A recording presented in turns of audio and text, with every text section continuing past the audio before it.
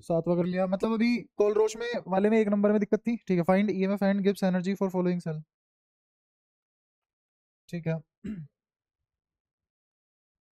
Gives energy कैसे निकाली, बताएगा?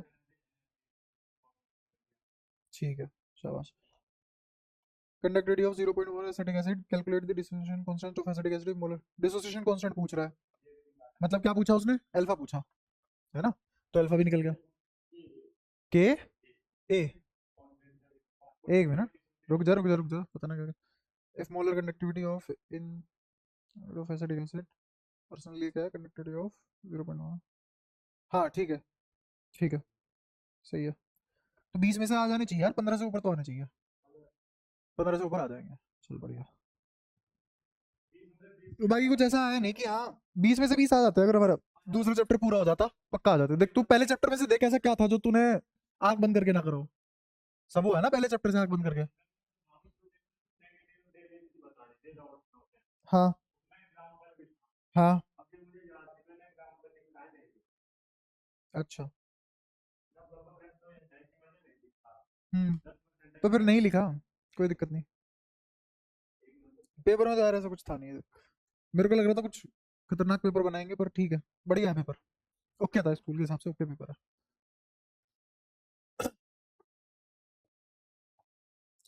यहाँ फिजिक्स में कहाँ तक पहुंच गए थे हम?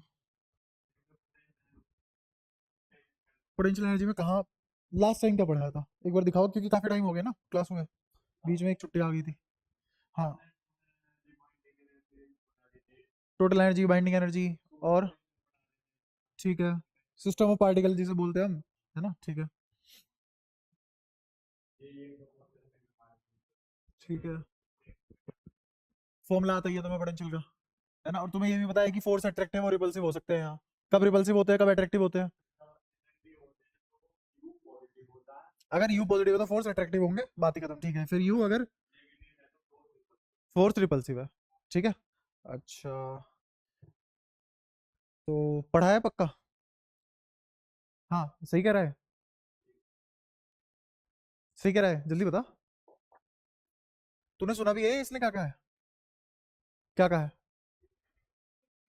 हाँ, अच्छा, मैंने कहा यू मेरा पॉजिटिव है, तो फोर्सेस अट्रैक्टिव होंगे रिपल्सिव होंगे? यू पॉजिटिव है, फोर्स अट्रैक्टिव होंगे रिपल्सिव होंगे? रिपल्सिव। तो यू नेगेटिव है तो फिर पहले गलत क्यों बोला? पहले उल्टा नहीं बोल रहा था इसका?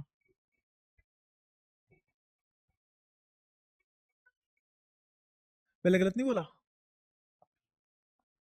तभी तो पूछ रहा था मैं उससे कि पता लगे किसको कितना पता है। ठीक है, तेरा है याद कुछ कुछ? कुछ कुछ नहीं, सभी हाँ, सभी याद होना चाहिए, अब कुछ कुछ में काम नहीं चलेगा। ठीक है। तो फोर्स रिपल्सिव और अट्रैक्टिव हमें पता लग चुका है कब है।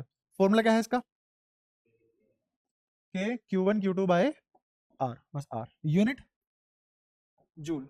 और दूसरी यूनिट क्या लिखवा सकते हो इसकी? और क्या यूनिट हो सकती है? Newton metre. नमस्ते, नमस्ते। Newton metre. कैसे? ये किसके बराबर भी होता है? हाँ, ये किसके बराबर भी होता है? Work done by external agent on system, या टू फॉर्म द सिस्टम। याद आया? जान को आफत है।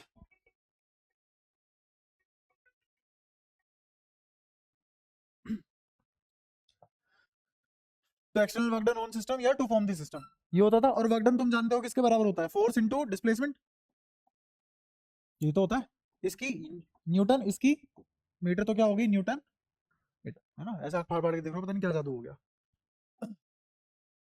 तो पोटेंशियल एनर्जी हमें समझ में आ गई थी। पोटेंशियल एनर्जी में किसी को कोई भी समस्या हो तो पूछ सकता है।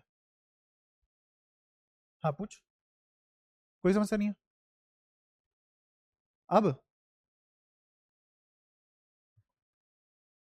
पूरा बेग सूझा हुआ कर दूंगा, अगली बार ही नहीं होना चाहिए ऐसा।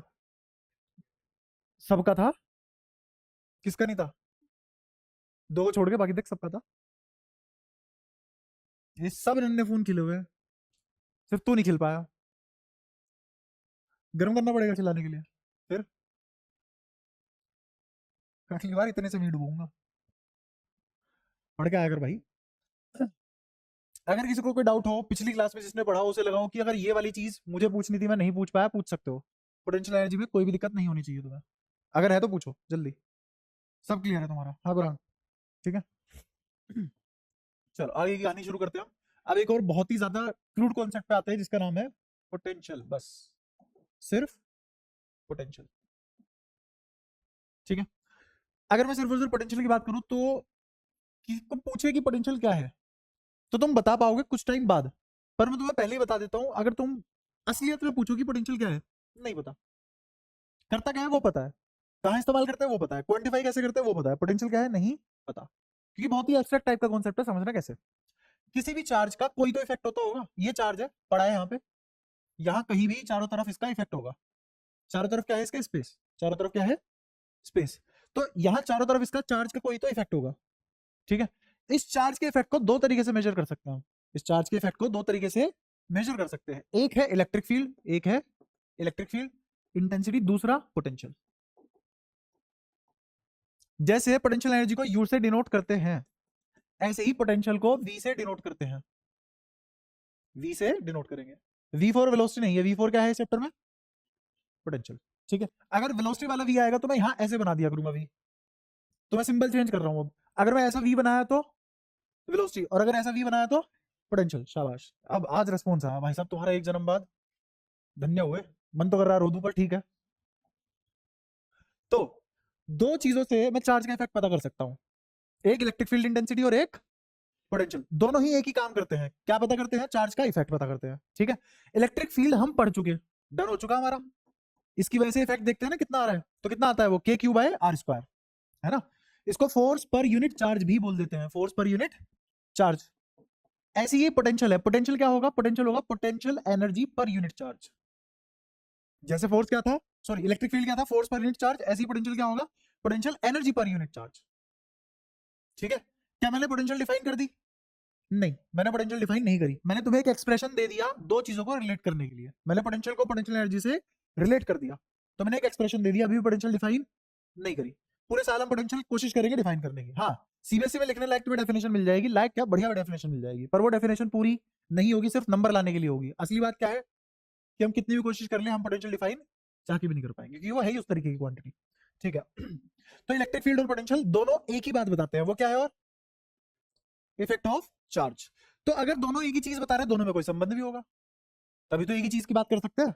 ये भी यही बता रहा है, ये भी यही बता रहा है, इफेक्ट ऑफ चार्ज। तो दोनों जब एक ही चीज बता रहे हैं तो दोनों में कोई ना कोई रिलेशन होना चाहिए, है ना। वो रिलेशन भी ड्राइव करेंगे और उस पर भी आएंगे। पहले मैं ये जानना चाहता हूं कि तुम्हें ये समझ में आ रहा है कि ये क्या चीज है? Potential energy per unit charge. Electric field क्या यूज करके निकाला गया? फोर्स। और पोटेंशियल क्या यूज करके निकाला गया? क्योंकि 11वीं में बहुत सारे तुम मेरे से नहीं पढ़े हो, तो अब याद कर लो कि अगर कोई भी चीज एनर्जी से डिराइव हो रही है, कोई भी चीज एनर्जी से डिराइव हो रही है, तो वो ज्यादा फंडामेंटल या ज्यादा रिफाइंड क्वांटिटी मानी जाती है। रिफाइंड मतलब ज्यादा अच्छी, उससे हम ज्यादा बेटर तरीके से आंसर कर पाते हैं फिजिकल क्वेश्चन का। जो भी फिजिक्स होती है उसमें जो क्यूरियोसिटी वाले क्वेश्चन होते हैं वो ज्यादा बेटर आंसर कौन से वाले कॉन्सेप्ट से कर पाएंगे? जो जो फिजिकल क्वांटिटी एनर्जी से होके आती है, एनर्जी से डिराइव होके आती है, जो फिजिकल क्वांटिटी एनर्जी से डिराइव होके आती है। यहां इलेक्ट्रिक फील्ड किससे डिराइव होके आया? फोर्स। और पोटेंशियल, पोटेंशियल एनर्जी। तो क्या ये बहुत ही ज्यादा फंडामेंटल टाइप चीज होगी? पोटेंशियल बहुत ज्यादा फंडामेंटल टाइप चीज होगी। इसके बेसिस पे मैं बहुत सारी चीजें डिफाइन कर सकता हूँ, इसके बेसिस पे बहुत सारी चीजें डिफाइन कर सकते हैं, ठीक है। तो ये और एक और एक्सप्रेशन आ गया। तो पहला एक्सप्रेशन ये है मेरा, पोटेंशियल एनर्जी का पहला एक्सप्रेशन ये है, ठीक है। अच्छा, अगर मैं जैसे यहाँ पे छोटा सा इलेक्ट्रिक फील्ड निकालता तो क्या वो छोटे से फोर्स की वजह से निकलता है ना? ऐसे ही अगर यहाँ पे छोटा सा पोटेंशियल निकालूं तो क्या वो छोटी सी एनर्जी की वजह से निकलेगा? और अगर यूनिफॉर्मिटी में है सारी चीजें, तो इधर भी इंटीग्रेट कर दो, इधर भी इंटीग्रेट कर दो, क्या वापस वही आ जाएगा जो मैंने लिखा हुआ था, है ना? क्या आ जाएगा फिर? वो E बराबर एफ बाय क्यू और V बराबर U बाय क्यू, ठीक है। तो पिछली बोर्ड पे जितना भी मैं बोला, पिछली स्लाइड पे जितना भी बोला, सब रजिस्टर्ड है, ठीक है। तो एक बार मेरे को फिर से बता दो कि फॉर्मूला क्या होगा इसका, V का, U बाय क्यू, ठीक है। Potential per unit charge. तो क्या मैं इसको ऐसे लिख सकता हूं, के क्यू बाय आर? वो भी छोड़ो, ये किसके बराबर होता था? K Q Q not by R. इसको किससे डिवाइड कर दिया मैंने? क्यू नोट से। तो एक क्यू नोट से ये वाला क्यू नोट कट गया, क्या बचा? और यूनिट क्या होगी इसकी? वोल्ट। यूनिट क्या होगी? वोल्ट। अच्छा, चार्ज तो वेक्टर है कि स्केलर? स्केलर। और पोटेंशियल एनर्जी स्केलर, स्केलर बटा स्केलर इज, तो ये भी कैसी क्वांटिटी? स्केलर है, बट फिर भी क्या क्या हो सकती है ये? पॉजिटिव, नेगेटिव, जीरो, तीनों हो सकती है। ठीक है, क्लियर है सारी बातें यहां तक? अच्छा ये भी बात होगी, यूनिट भी आ गई और स्केलर भी हो गया। जैसे मान लो ये कोई चार्ज था, इसने इस पॉइंट पे एक इलेक्ट्रिक फील्ड पैदा किया किसी आर दूरी पे, तो तुम यहाँ पे इलेक्ट्रिक फील्ड का एक्सप्रेशन क्या लिखोगे? के क्यू बाय आर स्क्वायर। इसी पॉइंट पे पोटेंशियल का एक्सप्रेशन क्या लिखोगे? के क्यू बाय आर। इसकी यूनिट वोल्ट, इसकी यूनिट न्यूटन, न्यूटन पर कूलम, मीटर का स्क्वायर। ठीक है। अच्छा, इलेक्ट्रिक फील्ड कहीं भी डिफाइन हो जाता है, स्पेस में डिफाइन होता है, या एरिया पे डिफाइन होता है, या लाइन पे या पॉइंट पे? इलेक्ट्रिक फील्ड किस चीज के लिए डिफाइन करते हैं? ऑप्शन है पॉइंट, स्पेस, एरिया, लाइन। मैं लिख देता हूं, electric field always, always defined on option line, space, point, area. Point. मैंने कब स्पेस में डिफाइन करवाया तुमसे इलेक्ट्रिक फील्ड? हमेशा ये बात की है ना, इस पॉइंट का electric field, electric field at point P, electric field at point Q. इस आर्क की वजह से सेंटर पे क्या इलेक्ट्रिक फील्ड होगा? सेंटर क्या है? एक पॉइंट ही तो है, तो इलेक्ट्रिक फील्ड हमेशा कहां डिफाइन होता है? पॉइंट पे।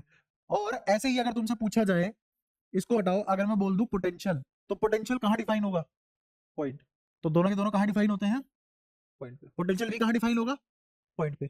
तो इस पॉइंट की पोटेंशियल है, स्पेस की नहीं है, एरिया की नहीं है। ठीक है। तो जो भी हमने पढ़ा है इलेक्ट्रिक फील्ड और पोटेंशियल, ये दोनों कहां डिफाइन होते हैं? किसी एक पॉइंट पे, किसी एक पॉइंट पे। अगर मैं बोलूं कि यहां से x दूरी पे इलेक्ट्रिक फील्ड क्या होगा, तो क्या लिखोगे? के क्यू बाय एक्स स्क्वायर। अच्छा, ऐसे ही अगर मैं यहाँ पे पोटेंशियल पूछूं, वो क्या लिखी जाएगी? के क्यू बाय एक्स। तो इस पॉइंट के लिए है ना वो जो तुमने बताया आंसर, वो हर जगह का थोड़ी ना है, वो स्पेस का थोड़ी ना है, वो किसका है? पॉइंट का। तो दोनों के दोनों कहां डिफाइन होते हैं? पॉइंट पे डिफाइन होता है, पोटेंशियल भी और इलेक्ट्रिक फील्ड, दोनों एक ही पॉइंट पे डिफाइन होते हैं, है ना। अच्छा, अब इलेक्ट्रिक फील्ड को समझना आसान था, शक्ल देख के तो ऐसा लग रहा है भाई कौन सा आसान, इस आदमी के लिए कुछ भी सब आसान बोल देता है। फर्क क्या है दोनों में? वैसे ये वेक्टर है और ये स्केलर है। ये समझना क्यों आसान था? क्योंकि इसको इलेक्ट्रिक फील्ड लाइन की फॉर्म में मान के समझ लेते थे। एक दो तीन लाइनें मान ली, इमेजिनरी लाइन मान ली, उनको इलेक्ट्रिक फील्ड लाइन नाम दे दिया, उसके रेस्पेक्ट में समझ लिया इसको इमेजिनेशन के हिसाब से। बट पोटेंशियल तो वो भी मान के नहीं समझ सकते, कोई डायरेक्शन ही नहीं है, स्केलर क्वांटिटी है। तो इसलिए पोटेंशियल बहुत एब्स्ट्रैक्ट कॉन्सेप्ट है। किसी भी चार्ज का इफेक्ट डिफाइन करने के लिए इलेक्ट्रिक फील्ड तो इजी कॉन्सेप्ट हो गया कि भाई इजी कॉन्सेप्ट है, कोई लाइन ऐसे जाती हुई मानी, इस चार्ज से एक लाइन निकली, ये रही, और ये इलेक्ट्रिक फील्ड लाइन की डायरेक्शन ये थी, ऐसे जा रही थी। इस इलेक्ट्रिक फील्ड लाइन पे किसी पॉइंट पे इलेक्ट्रिक फील्ड इंटेंसिटी निकाल ली हमने, है ना। ये बात हमें फेमिलियर हो गया, यूज टू हो गया, समझ आती है। मैं कह रहा हूं कि पोटेंशियल को तो मैं लाइन की फॉर्म में भी नहीं मान सकता, क्योंकि लाइन की तो कोई डायरेक्शन होती है ना, इसकी तो डायरेक्शन भी नहीं है। तो इसीलिए बहुत एब्स्ट्रैक्ट नेचर का कॉन्सेप्ट है। मैं तुम्हें ये समझाना चाह रहा हूं कि ये इतना ईजी नहीं है समझना। डेफिनेशन में लिखवा दूंगा, तुम्हें पागल भी बना दूंगा कि तुम्हें समझ आ गया, वो सीबीएसई में लिख दो, नंबर में मिल जाएगा। बट असली बात क्या है कि वो सिर्फ डेफिनेशन है और किसी एक स्पेसिफिक चैप्टर के लिए है बस, है ना। हाँ, पोटेंशियल एनर्जी हमने डिफाइन की थी अच्छे से, वो क्या थी? Work done by external agent to form और कॉन्फ़िगर द सिस्टम, है ना, मिनिमम वर्क डन। लेकिन यहां ऐसे कोई सिंपल डेफिनेशन नहीं है जो हर जगह सही हो। ठीक है, बस मुझे इसका एक्सप्रेशन पता है कहां कहां कैसे कैसे बदल सकता है। ठीक है, तो ये पोटेंशियल वर्ड को हम धीरे धीरे पीटते रहेंगे, समझते रहेंगे, पीटते रहेंगे, समझते रहेंगे, एक टाइम पे तुम यूज टू हो जाओगे, तुम्हें समझ आ जाएगा। पूरा तब भी नहीं आएगा, वो तो कभी भी नहीं आएगा, वो तो मेरे को ही नहीं आया आज तक। तो जितना किताबों में लिखा हुआ है, 40-50 किताबें जो भी तुम जिंदगी में देखोगे, जितना उनमें लिखा हुआ है, उनसे बढ़िया फिर भी बता दूंगा, उनसे बढ़िया फिर भी समझा दूंगा। बट फिर भी हमारे पास पोटेंशियल के नाम पे कुछ खास बात नहीं होगी। ठीक है। तो पोटेंशियल का फॉर्मूला आ चुका है। पोटेंशियल बहुत ही एब्स्ट्रैक्ट कॉन्सेप्ट है, और ये भी पोटेंशियल भी एक पॉइंट पे डिफाइन होती है, स्केलर है। और क्या बताती है ये? इफेक्ट ऑफ चार्ज कहां? किसी पॉइंट पे। ठीक है, तो उस पॉइंट पे इफेक्ट ऑफ चार्ज दो तरीके से बताएगा, एक इलेक्ट्रिक फील्ड के अकॉर्डिंग और एक पोटेंशियल के अकॉर्डिंग। इलेक्ट्रिक फील्ड फोर्स से डिफाइन हुआ, पोटेंशियल एनर्जी से डिफाइन हुआ। तो मैं क्या पसंद करूंगा? एनर्जी वाला कॉन्सेप्ट, कि मैं एनर्जी के थ्रू इफेक्ट बता रहा हूं। किसके थ्रू इफेक्ट बता रहा हूं? एनर्जी के थ्रू इफेक्ट बता रहा हूं। ठीक है। जैसे तुम सुनते होंगे कि भाई ठीक है, कितनी ताकत है, कितनी है, फलाना ढिमका, तो ये थोड़ा ना पूछते कितने न्यूटन का फोर्स था, है ना। क्योंकि फोर्स का इफेक्ट तो जीरो भी हो सकता है। मैं लगा पड़ा हूँ ऐसे दिखाने में लगा पड़ा हूँ कुछ हो ही नहीं रहा, तुम तो बोले ड्रामे कर रहा है, एक्टिंग है ना। तो फोर्स से ऐसे कुछ खास पता नहीं लगता। हाँ, जब इफेक्ट आ जाएगा उसका, जब इफेक्ट आ जाएगा किसी पॉइंट पे कि मैंने फोर्स लगाया अपना हाथ हटाया पंजा छपा हुआ है, तब तुम बोलोगे हाँ एक्टिंग नहीं थी। तो क्या दिखा तुम्हें इफेक्ट, ठीक है। तो पोटेंशियल वो इफेक्ट दिखाता है, कैसे हमें नहीं पता, ठीक है। पोटेंशियल का एक और मतलब जो निकाला जाता है वो ये भी है कि पोटेंशियल मतलब क्षमता, पोटेंशियल मतलब क्षमता। जैसे मैंने कहा कि इसमें 50 नंबर लाने की क्षमता है, ठीक है। कितने में से? 50 में से। क्या ले आएगा 50? नहीं। जिस कॉन्फिडेंस से तुमने कहा है, तुमने उसकी पोटेंशियल कम कर दी। इसका मतलब वो उसकी पोटेंशियल थी, चाहता तो उतने ला सकता था, है ना। जैसे ये पेन गिर रहा है, क्या गिर रहा है? नहीं गिर रहा। मान लो जमीन से ये 6 फुट ऊपर है, मान लो, ठीक है। तो अगर जमीन से ये 6 फुट ऊपर है और उसको छोड़ा जाए, तो इसमें कितने नीचे गिरने की पोटेंशियल है? 6 फुट। तो क्या पोटेंशियल ये बोला जाएगा कि इसके पास कुछ तो पोटेंशियल है गिरने की, कुछ तो पोटेंशियल है, पर क्या गिर रहा है? नहीं। एक ये भी मतलब है, पोटेंशियल का एक ये भी मतलब है। बट इस वाले मीनिंग से मुझे यहाँ कोई मतलब नहीं है। समझ पा रहे हो? पोटेंशियल ऐसे ही समझाया जाता है, पर मैं वैसे नहीं समझाऊंगा कि ये पोटेंशियल थी, इसमें कर सकता था, करा नहीं। क्या समझो? मैं चार्ज यहाँ इफेक्ट दिखा सकता था, दिखा नहीं रहा, ये तो कोई बात नहीं हुई। चार्ज का यहाँ इफेक्ट है। अब इसको तुम ऐसे समझ सकते हो कि चार्ज का यहाँ पे कोई तो इफेक्ट था, चार्ज का यहाँ पे कोई तो इफेक्ट था। मैंने यहाँ पे एक टेस्ट चार्ज रख दिया, एक टेस्ट चार्ज रख दिया, तो अब इस टेस्ट चार्ज के साथ कुछ तो होगा। वो क्या होगा, कौन बताएगा? पोटेंशियल।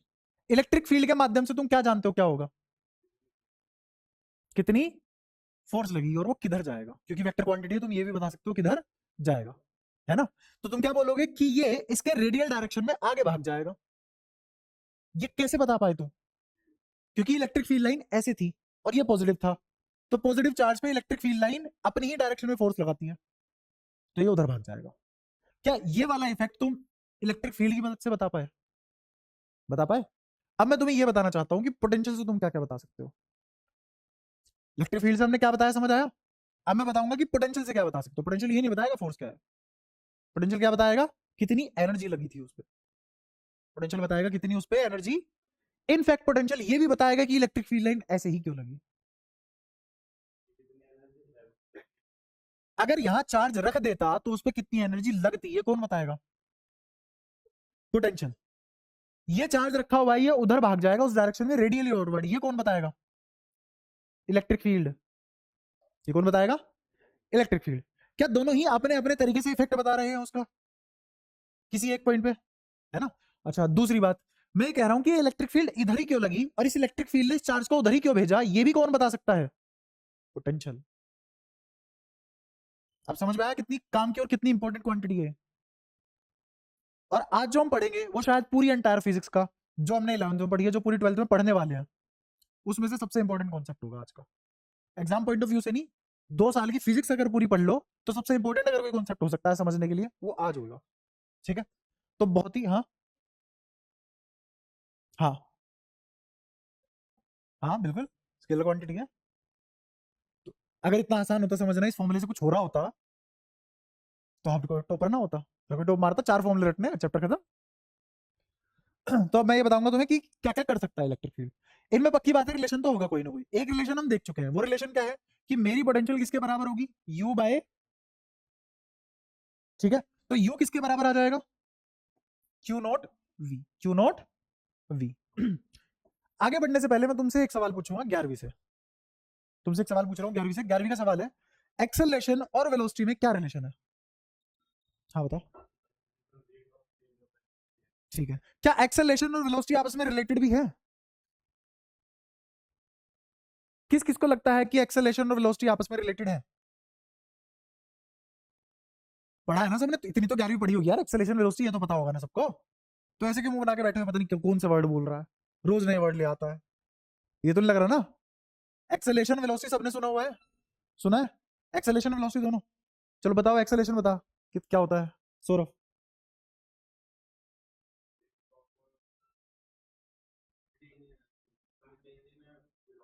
ठीक है, तो बता वेलोसिटी क्या होती है?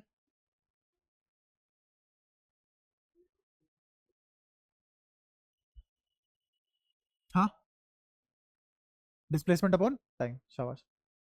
और ऋषभ एक्सेलेरेशन बता क्या होती है फिर से? Velocity upon time. ठीक है, नहीं आता तो बता दिया अगर नहीं आता। हाँ फॉर्मूला है, तो फॉर्मूला कुछ तो बता रहा है ना वो। तो ऐसे जो तेरे को आता है या तो वो बता दे, नहीं आता तो मना कर दे, है ना। ऐसे कंफ्यूज होने की जरूरत नहीं है, वरना फिर हैबिट पड़ जाती है कंफ्यूज होने की। वो होता है, सच में होता है। तो मैं धीरे धीरे चलेंगे साथ में तो ये दूर हो जाएगी चीजें। अच्छा, तो मैं अगला सवाल ये था मेरा कि क्या एक्सेलेरेशन और वेलोसिटी आपस में रिलेटेड है? हाथ खड़ा करो, कौन कौन कह रहा है एक्सेलेरेशन और वेलोसिटी आपस में रिलेटेड है? अभी अभी तुमने फॉर्मूले बताया। ठीक है, एक्सेलेरेशन और वेलोसिटी का आपस में कोई लेने देना नहीं है। प्रूफ करूं? यही होता है जब फॉर्मूले पढ़ते हो सिर्फ। प्रूफ करता हूं। मैंने कहा कि इस पॉइंट पे 10 मीटर पर सेकंड की स्पीड है, यह वेलोसिटी है। कितनी वेलोसिटी है इस मोमेंट पे? एक्सेलेरेशन क्या होगी बता सकते हो? ठीक है। 2 सेकंड बाद भी इसकी स्पीड या वेलोसिटी यही थी, 2 सेकंड बाद भी इसकी वेलोसिटी यही थी, तो एक्सेलेरेशन बताओ कितनी होगी? 0। तो तुमने क्या देखा है बदलाव किसमें? वेलोसिटी में।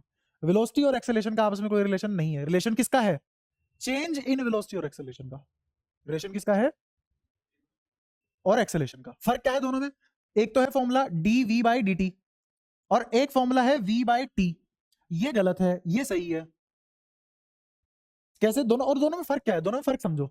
अगर ये फॉर्मूला काम करता, अगर ये फॉर्मूला काम करता, ये भी वैसे इसी से आया, ऊपर वाले से आया, तो अगर मेरा एक्सेलेरेशन और वेलोसिटी में कोई रिलेशन होता आपस में, कोई रिलेशन होता आपस में, तो इस 10 मीटर पर सेकंड से बिना टाइम के तुम बता पाते एक्सेलेरेशन क्या है। वो डिपेंड ही नहीं करती टाइम पे। भाई तुमने कहा एक्सेलेरेशन वेलोसिटी आपस में रिलेटेड है, तो वेलोसिटी देके एक्सेलेरेशन निकाली जाती होगी। बट ऐसे तो नहीं है, टाइम भी देना पड़ता है। और टाइम देने का मतलब ही क्या है कि उस समय में वेलोसिटी में क्या बदलाव आया। तो एग्जैक्टली रिलेशन किसमें है? चेंज इन वेलोसिटी और एक्सेलेरेशन में। तो अगर तुमसे कोई पूछे कि एक्सेलेरेशन और वेलोसिटी क्या आपस में रिलेटेड है ना, क्या चेंज इन वेलोसिटी और एक्सेलेरेशन आपस में रिलेटेड है? ये बात क्लियर है? ठीक है। ऐसे ही अगर मैं तुमसे पूछूं कि मेरा u और v क्या आपस में रिलेटेड है? हाँ ये है बिल्कुल। अब मैं एक और क्वांटिटी पे आता हूं। वो क्वांटिटी क्या है सुनना ध्यान से। एक और बहुत बढ़िया रिलेशन है यहाँ पे। तुमने ये तो देखा ही होगा, F बराबर, हम लिखते हैं F इनिशियल कंजर्वेटिव फोर्स किसके बराबर आता है, या फिर एनर्जी ही लिख लेते हैं। एनर्जी किसके बराबर आती है? F डॉट ds, इसी के बराबर आती है।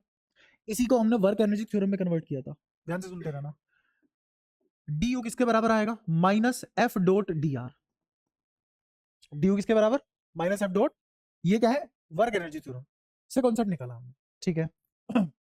इस फोर्स को क्या लिखा जा सकता है? क्या इसको लिखा जा सकता है minus Q note E dot D are? ऐसे इस डी को क्या लिख सकता हूं? क्यू नोट डीवी लिखा जा सकता है। क्या क्यू नोट से क्यू नोट कैंसिल हो गया? इसमें कोई दिक्कत?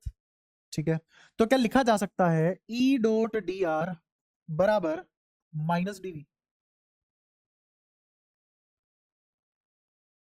ये कैसी क्वांटिटी है स्केलर की? वेक्टर। ये पूरी स्केलर, वरना वेक्टर स्केलर बराबर थोड़ी ना हो सकते हैं। क्यों? क्योंकि बीच में क्या है? Dot product. ये सब कहाँ का ज्ञान है? 11वीं का ज्ञान है। यहां से यहां तक पहुंच पाए हो तुम? यहां से यहां तक क्या थी? 11वीं। उसके बाद मैंने फोर्स का कौन सा फॉर्मूला लगा दिया? क्यूई।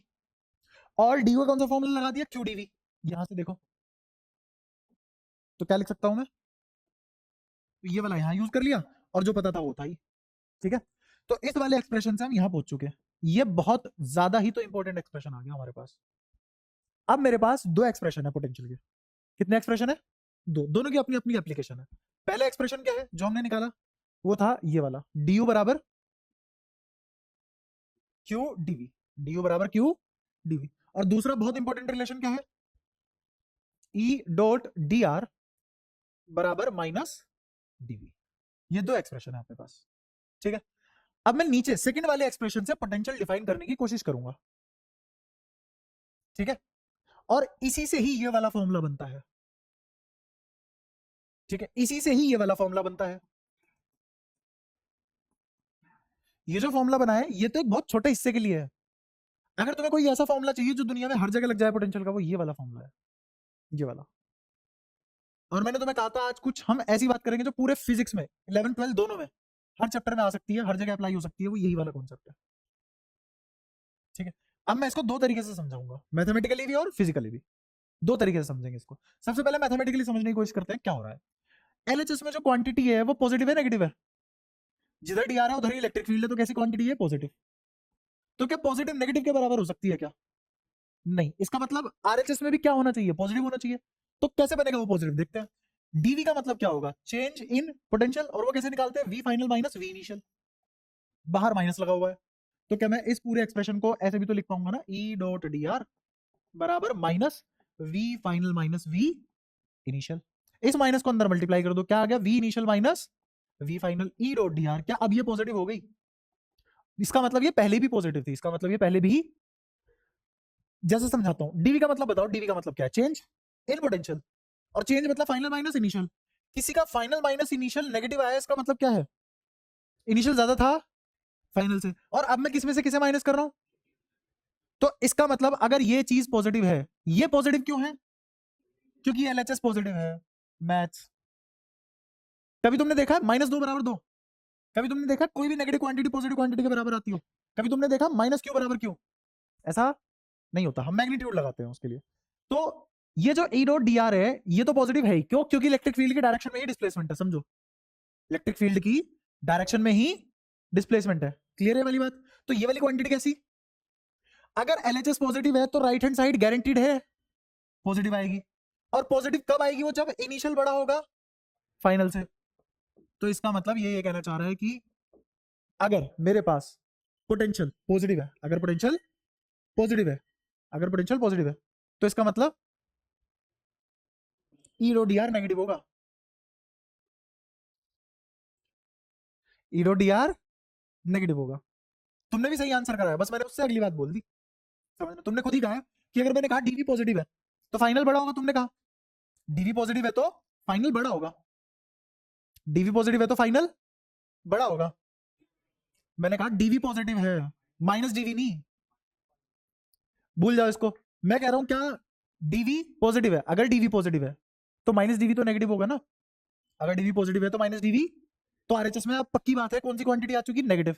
तो एलएचएस में भी क्या आएगी? नेगेटिव। इसका मतलब ई डॉट डी आर में 180 का एंगल बना होगा। इसका मतलब इलेक्ट्रिक फील्ड इधर लगा होगा और चार्ज इधर भागा होगा। और इसका मतलब ये इलेक्ट्रॉन या नेगेटिव चार्ज की बात हो रही होगी, क्योंकि इलेक्ट्रिक फील्ड में, इलेक्ट्रिक फील्ड के अपोजिट डायरेक्शन में किस पे फोर्स लगता है? नेगेटिव चार्ज पे। बचाओ ये सारी बातें, शायद मैंने कम टाइम में बहुत ज्यादा बातें बोल दी, लेकिन सब पढ़ाई हुई है मैंने। ये एक एक बात पढ़ाई हुई है जो भी बोली। जैसे तुम ही जवाब दो, तुम्हारे मुंह से निकलेगा ज्यादा बेटर होगा। ये इलेक्ट्रिक फील्ड है, यहाँ प्लस क्यू है, बताओ इस पे फोर्स राइट लगेगा लेफ्ट लगेगा? कौन सा आते हैं? फोर्स कहाँ लगेगा? पहले यही सीखो भाई साहब तुम, पहले लेफ्ट राइट है, ठीक है। अच्छा, अगर मैंने कहा कि ये माइनस क्यू चार्ज है, इस पे फोर्स कहाँ लगेगा? सही है, पक्की बात है, ठीक है। ये कहाँ डिस्प्लेस होगा? Right word. कोई परेशानी यहाँ तक? अच्छा, ये कहाँ डिस्प्लेस होगा? होगा, रिवाइज हो गए, ठीक है। अब इस फॉर्मूले पे दोबारा आते हैं। मैं इसको नेगेटिव बाद में करूंगा, पहले यही मान के चलते हैं कि ये फॉर्मूला आया और ये जो मेरी एलएचएस थी ये पॉजिटिव थी, तो आरएचएस को भी पॉजिटिव होना पड़ेगा। इसका मतलब वी इनिशियल को बड़ा होना पड़ेगा वी फाइनल से, है ना? मैथ समझ आ गई? मैथ समझाने के बाद अब फिजिकल मीनिंग देखो इसका।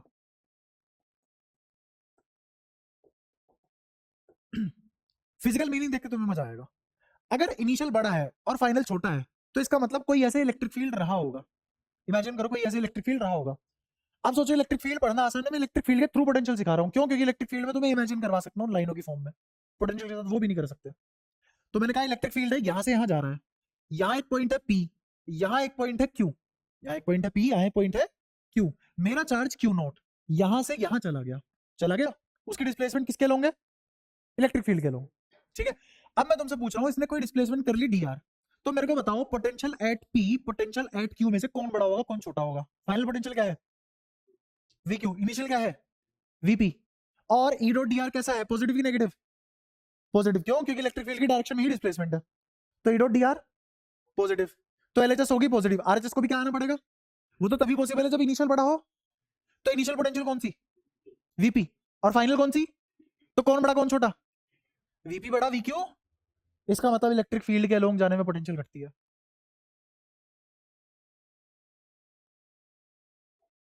इलेक्ट्रिक फील्ड के अलोंग दौड़ने से, करो इस बात को रजिस्टर, फिर तुम्हें एक अलग खेल दिखाऊंगा। गोरा हो रहा है रजिस्टर, पक्का समझ पा रहा है, सबको आगे समझ। तो इस वाले पॉइंट से मैंने क्या कंक्लूजन निकाला कि इलेक्ट्रिक फील्ड के अलोंग जाने से पोटेंशियल घटती है। अगर मेरा क्यू नोट इधर दौड़ता चला गया तो उसकी पोटेंशियल घटती चली जाएगी, समझ रहे हो, ये charge Q note electric field line के अलोंग दौड़ता चला गया तो इसकी पोटेंशियल घटती चली जाएगी। क्लियर है, कैसे पता लगा, ऐसे पहले मैंने तुम्हें मैथ समझाई, फिर उस मैथ्स के थ्रू क्या समझाया, इसका फिजिकल सिग्निफिकेंस क्या है, एक्चुअल में पोटेंशियल काम कैसे कर रही है। तो काम कैसे करती है, इलेक्ट्रिक फील्ड की डायरेक्शन में जाने से पोटेंशियल घटेगी, पक्की बात है, कोई परेशानी यहां तक, ठीक है। तो क्या मैं ये लाइन लिख दूं कि potential decreases travelling along electric field, सीख गए बात, यहां तक बताओ कोई भी परेशानी, वो भी रखूंगा, पहले ये सीखो। तू जो सोच रहा है उससे तो बहुत ज्यादा सिखा दूंगा मैं, और तुझे आज तक तो पता लग ही गया होगा, जितना तूने आज तक सोचा है उसका क्या 10-15 गुना नहीं सिखाया मैंने, उसके बाद तुम्हारी सोच खत्म हो जाती है, इनफैक्ट तुम हाथ जोड़ने लग जाते हो, बस हो गया हमारा, सब बताऊंगा, पहले जितना सिखाया उतना सीखो, क्योंकि ये वाला कॉन्सेप्ट है, यही आज पहली बार सीख गए तो सीख गए, वरना फिर बोर ही होते रहोगे, और अगर आज सीख गए तो इंटरेस्ट जग जाएगा और फिर मजा आने लग जाएगा।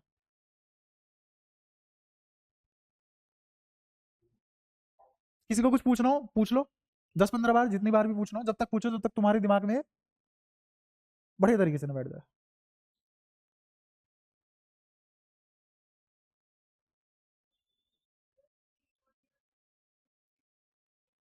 हाँ, इलेक्ट्रिक फील्ड भी साइड है,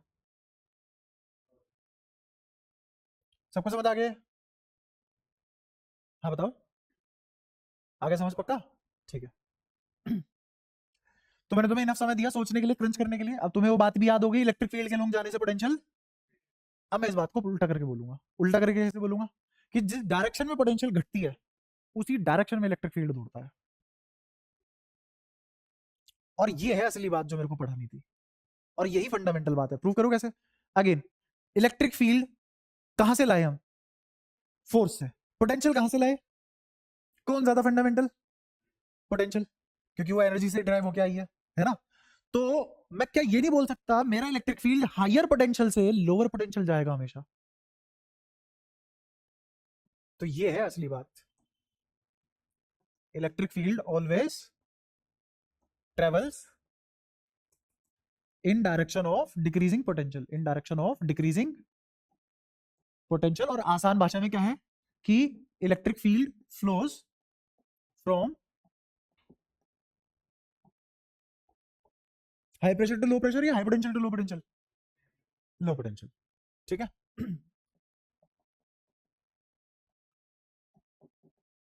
high potential to low potential, तो दुनिया की कोई भी इलेक्ट्रिक फील्ड लाइन हो, कौन गाइड करता है उसे, कौन मार्गदर्शन करता है इलेक्ट्रिक फील्ड का, और थोड़ी देर पहले यही बोला था, पोटेंशियल बताएगा इलेक्ट्रिक फील्ड को कहां जाना है, जिस डायरेक्शन में पोटेंशियल घटेगा उस डायरेक्शन में इलेक्ट्रिक फील्ड बहेगा। अब आ गया समझ, ये तेरा क्वेश्चन था, हो गया क्लियर। तू नहीं तो कहा था ना कि ये जो फॉर्मूला है या फिर ये जो पोटेंशियल है ये कैसे बताएगी कि इलेक्ट्रिक फील्ड, ऐसे बताएगी, लग गया सबको पता। तो हमेशा electric field line higher potential to lower potential जाएगी, ठीक है। अब और थोड़ी थोड़ी बातें कर सकते हैं इससे, जैसे मैंने कहा कि ये पॉजिटिव चार्ज है ना, इससे इलेक्ट्रिक फील्ड लाइन ऐसे ही क्यों निकली, क्या आज समझ आया, क्योंकि इससे दूर जाने से पोटेंशियल, नेगेटिव चार्ज के पास इलेक्ट्रिक फील्ड लाइन ऐसे ही क्यों आई, समझ आया, क्योंकि ऐसा आने से पोटेंशियल घटेगा, यहां से आने पे पोटेंशियल घटेगा, क्योंकि वो नेगेटिव में बढ़ेगा, और नेगेटिव में बढ़ना मतलब छोटा होना, जैसे यहां पोटेंशियल कितनी थी -50, तो यहां कितनी हो जाएगी -100, ये बढ़ेगी घटी, तो इसीलिए इलेक्ट्रिक फील्ड लाइन का फ्लो कैसा है, यहां से यहां, इसलिए नेगेटिव चार्ज पे इलेक्ट्रिक फील्ड लाइन टर्मिनेट होती है, इसलिए पॉजिटिव चार्ज से इलेक्ट्रिक फील्ड लाइन ओरिजिनेट होती है। कौन सी वाली बात? ठीक है मैं तेरे से छोटे छोटे सवाल पूछूंगा, वो बताने हैं। पहला कि ये अगर पॉजिटिव चार्ज है, मैंने कुछ दूरियां ली, ये एक्स है, ये वाई, ये फिर ऐसे कर L1 L2 L3 ऐसे करके लेता है, L1 L2 L3।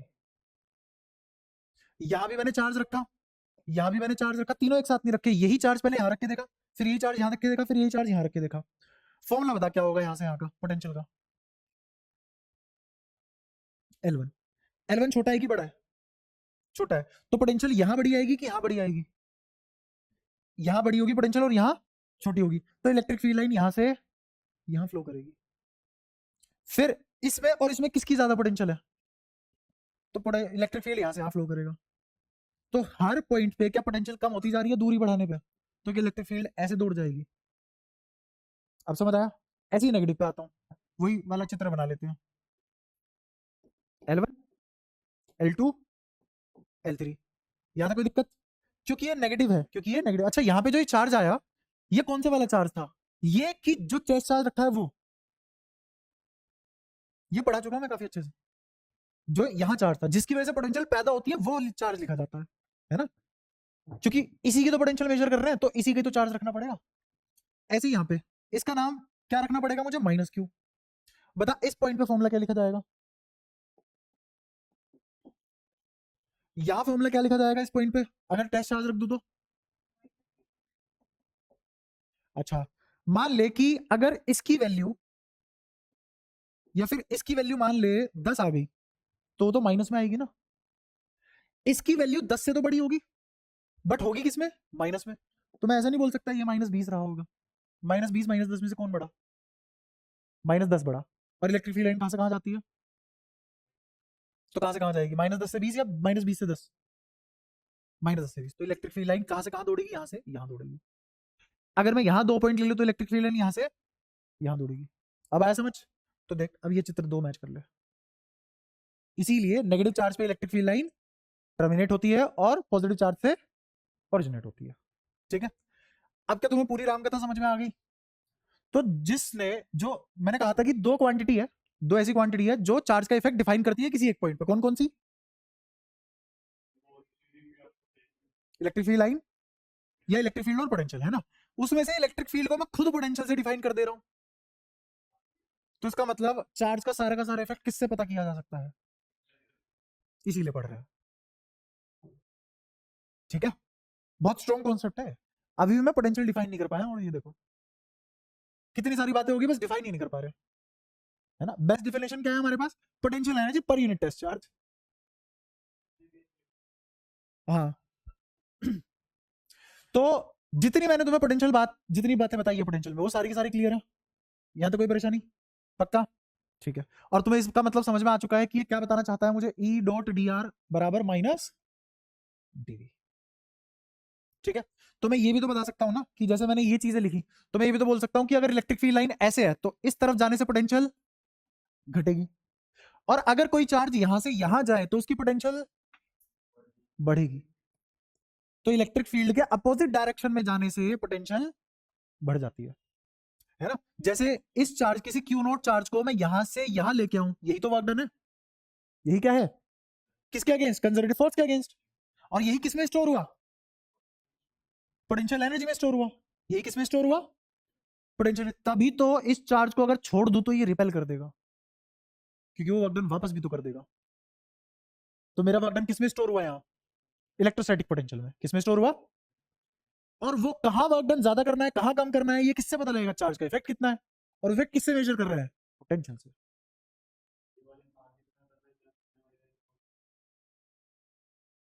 ये तो फिर तो मेरे को ये बोलना पड़ेगा, रिकॉर्डिंग हो रही है दोबारा। अब मैं कुछ और बोलूंगा समझाने के लिए, है ना? मेरे को खुद नहीं पता मैंने कौन सी लाइन बोली, है ना? मैं कह रहा हूं कि तुमने इस ए पॉइंट से बी पॉइंट तक चार्ज को ले गया, तो तुमने कुछ तो वर्क डन करा है।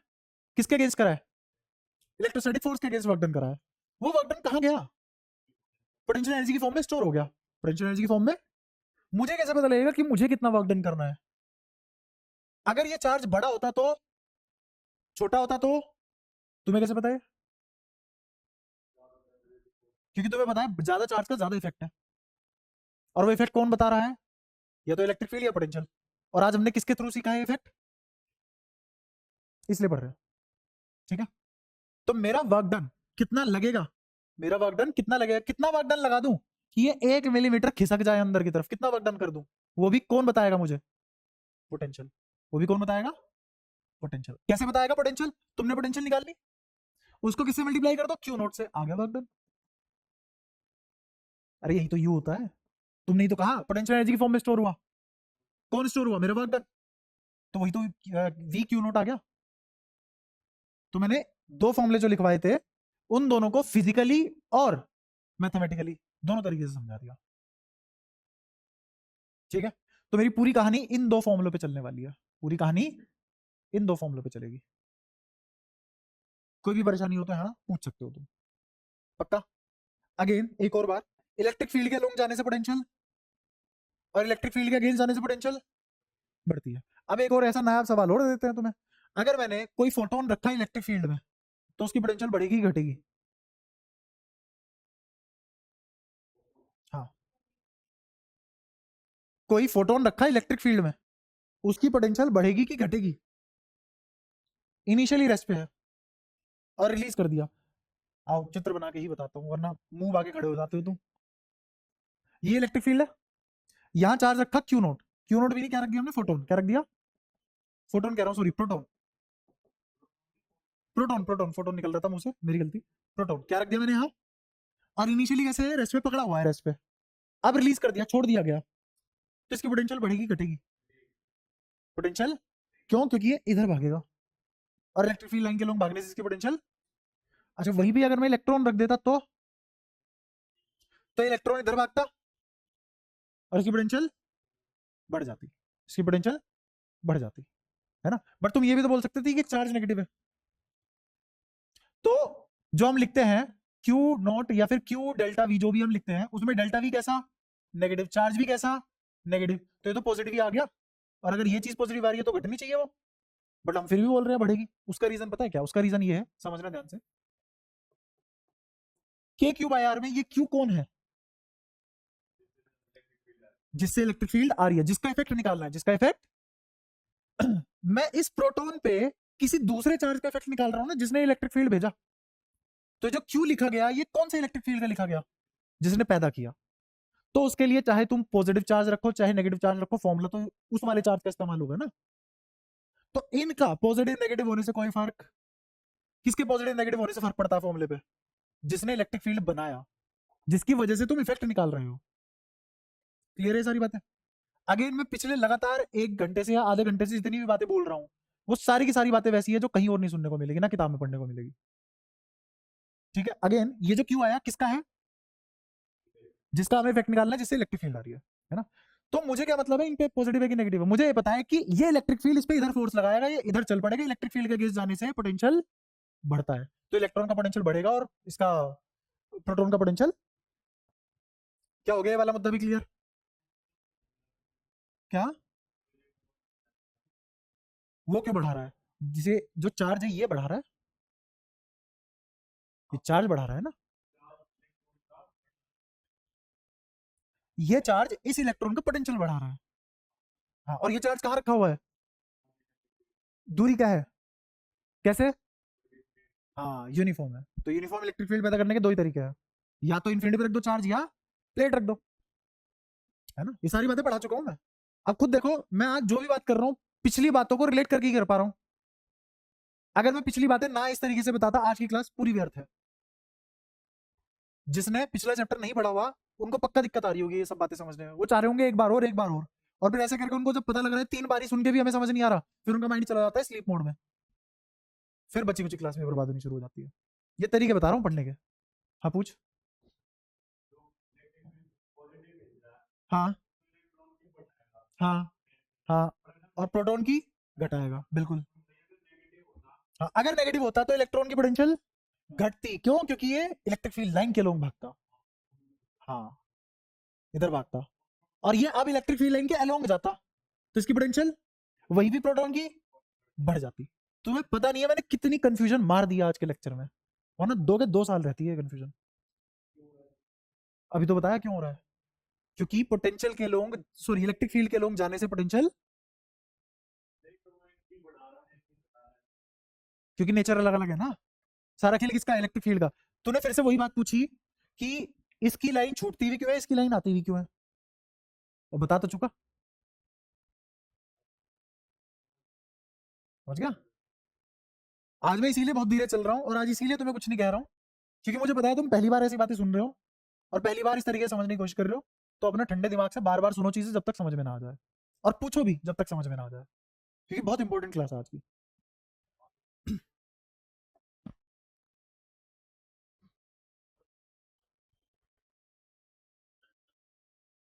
माइनस, हाँ मैं बना ही देता हूँ ना।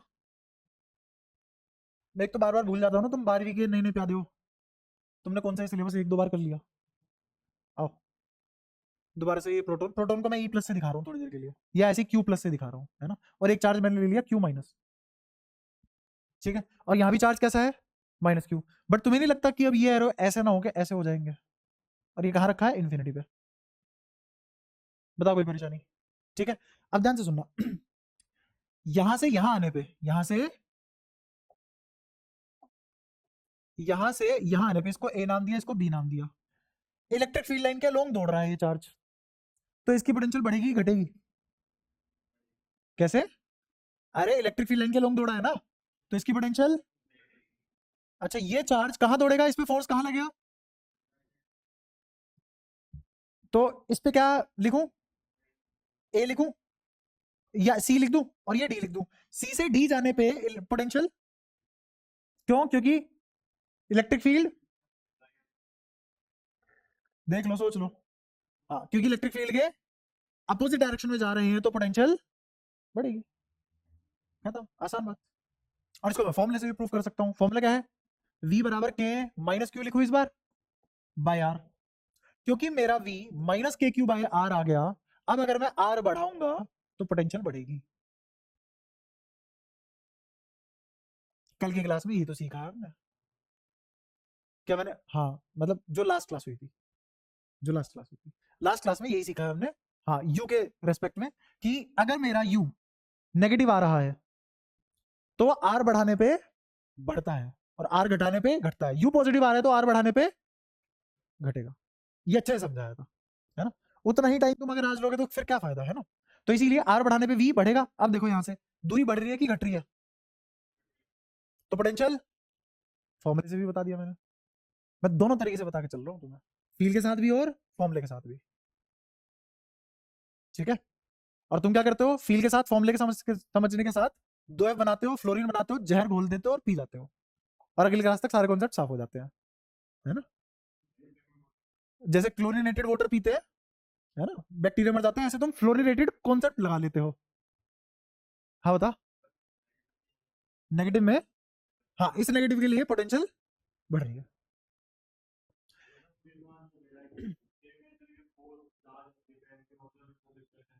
वही है,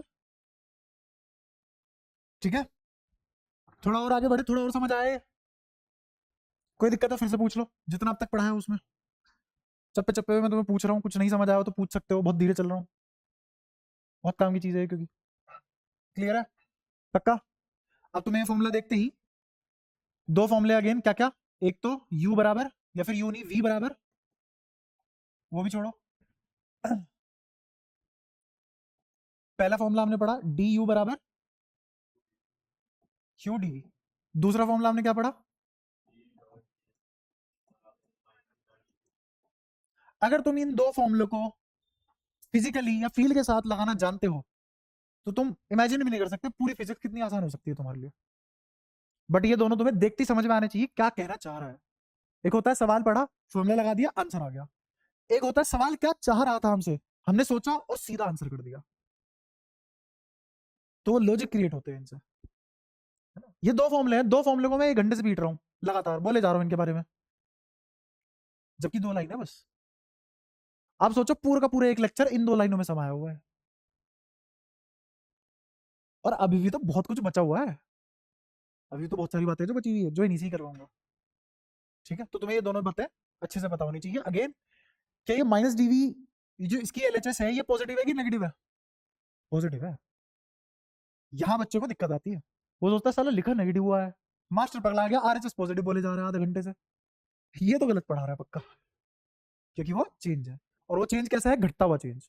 घटता हुआ चेंज ऑलरेडी नेगेटिव होता है, तो नेगेटिव नेगेटिव पॉजिटिव। अब तुम शायद थोड़ा बहुत फेमिलियर हो चुके होंगे, बहुत टाइम से एक ही बात करे जा रहे हैं हम, है ना? थोड़ा अब आगे बढ़ाते हैं कार्यक्रम को।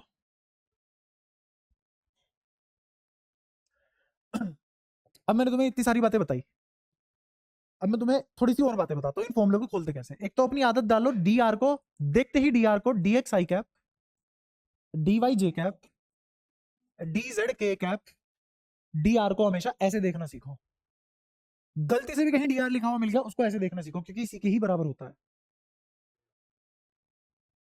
ठीक है ना? जैसे ऐसे कैसे, ये रहा कोऑर्डिनेट 0,0,0, ये रहा पॉइंट पी, मैं पहले कहां गया? एक्स एक्सिस में, मान लो 3 मीटर गया, कितना गया? 3 मीटर।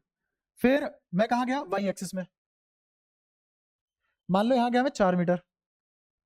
और फिर दोबारा से डॉट मतलब अंदर जाता हुआ, प्लेन के अंदर जाता हुआ, तो डॉट मतलब क्लोज मतलब कैसे? हाँ, उसके पीछे का हिस्सा क्रॉस शेप का होता है, ठीक है? तो इसका मतलब बाहर आता हुआ, मतलब पॉइंट कहाँ है? जहां है। मैंने कहा मैं यहाँ कितना चला? 2 मीटर। कितना चला? 2 मीटर। तो यहां से आगे 2 मीटर, तो यहाँ है पॉइंट पी, देख पा रहे हो सब? क्या मैं इन तीनों का रिजल्टेंट निकाल सकता हूँ? एक ये वेक्टर ध्यान से देखना, एक ये वेक्टर ध्यान से देखना, एक ये वेक्टर, दिख गया? अब मैं क्या करूंगा? इनिशियल को फाइनल से जोड़ दूंगा, तो क्या ये मेरा फाइनल डिस्प्लेसमेंट वेक्टर आ जाएगा? और डिस्प्लेसमेंट वेक्टर कैसे आया? x2 minus x1, y2 minus y1, z2 minus z1। x2 minus x1 i cap में, y2 minus y1 j cap में, z2 minus z1 k cap में। तो क्या x2 माइनस x1 अगर बहुत छोटा है तो क्या इसको dx नहीं लिखा जा सकता? y2 माइनस y1 बहुत छोटा है तो उसको, और z2 माइनस z1 बहुत छोटा है तो उसको। और ये चेंज x का किस में आया? i कैप में, y का किस में आया? j कैप में, z का किस में आया? लिख दिया dr। तुम्हें पता भी नहीं था, सब 3D की बातें हो रही थी, ठीक है? तो dr को देखते ही तुम dr को क्या मानोगे? dr है dx i cap, dy j cap, dz k cap, ठीक है? तो अब तुम्हें शायद समझ में आया होगा ये dr यहाँ पे क्या डिनोट कर रहा है। क्लियर है? यहाँ तो कोई परेशानी? अगली बात देखो, मैं ऐसे भी तो लिख सकता हूँ माइनस डीवी, या फिर डीवी किसके बराबर आ जाएगा? डीवी बराबर आ जाएगा ई dx i कैप माइनस का, माइनस ई dy j कैप, माइनस ई dz k कैप। अब एक और चीज, ये कहां है इलेक्ट्रिक फील्ड? एक्स एक्सिस में। ये इलेक्ट्रिक फील्ड कहां है? ये इलेक्ट्रिक फील्ड कहां है? क्या इस डीवी को ऐसे भी देखा जा सकता है? कोई दिक्कत? अगर किसी को थोड़ा सा बेसिक मैथ्स आती हो या थोड़ा बहुत वेक्टर आता हो और उसको ये दो फॉर्मूले आते हो, इतनी गणित तो वो अपने आप भी खेल लेगा। और अगर मान लो तुम रटने बैठते हो तो तुम्हें ये अलग शक्ल का दिखता है, ये अलग शक्ल का दिखता है, और ये भाई ये तो छोड़ो, सांप है, चलता ही जा रहा है ना? और उसने भी उसमें ये कर दिया, ई एक्स को एक एक्स का फंक्शन दे दिया, एक्स स्क्वायर प्लस 2, इसको वाई का फंक्शन दे दिया, है ना, रूट वाई प्लस 2, इसको जेड का फंक्शन दे दिया, जेड स्क्वायर एक्स, जहां पे एक्स पार्शियल डेरिवेटिव में कांस्टेंट गिना जाएगा। अब ये फॉर्मूला और लंबा हो जाएगा।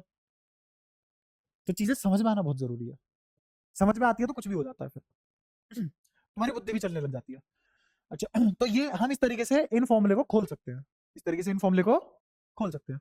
और थोड़ा सा अगर मैं डिटेल में बताऊं तो इसको ऐसे भी किया जा सकता है, इसी को देखो ना,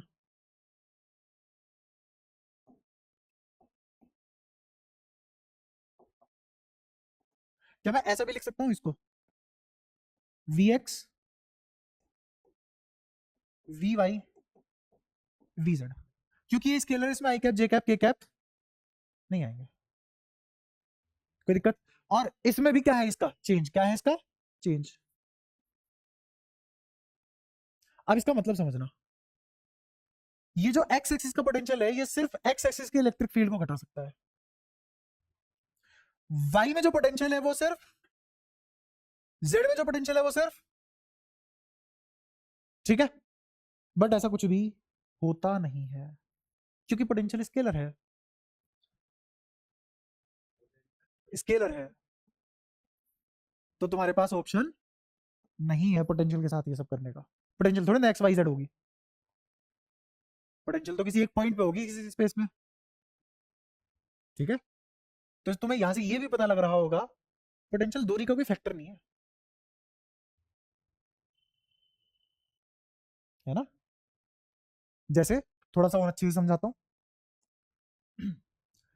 मैंने कहा किसी स्पेस में इलेक्ट्रिक फील्ड जीरो है, क्या कहा मैंने, किसी स्पेस में इलेक्ट्रिक फील्ड जीरो है, तो फॉर्मूला लगाते हैं अपना प्यारा सा, ई डॉट डी आर बराबर माइनस डीवी। अब ये तो वेक्टर क्वांटिटी है, डी आर भी वेक्टर क्वांटिटी है। इसने कहा ई जीरो है, इसका मतलब एक्स में भी जीरो है, वाई में भी जीरो है, और है ना। ऐसा कोई रीजन है, ऐसा कोई रीजन है, रीजन मतलब कोई स्पेस है जहां इलेक्ट्रिक फील्ड जीरो है, उस स्पेस में हर जगह पोटेंशियल जीरो होगा क्या। मैंने कहा किसी स्पेस में इलेक्ट्रिक फील्ड जीरो है, तो क्या पोटेंशियल जीरो होगा उस स्पेस में।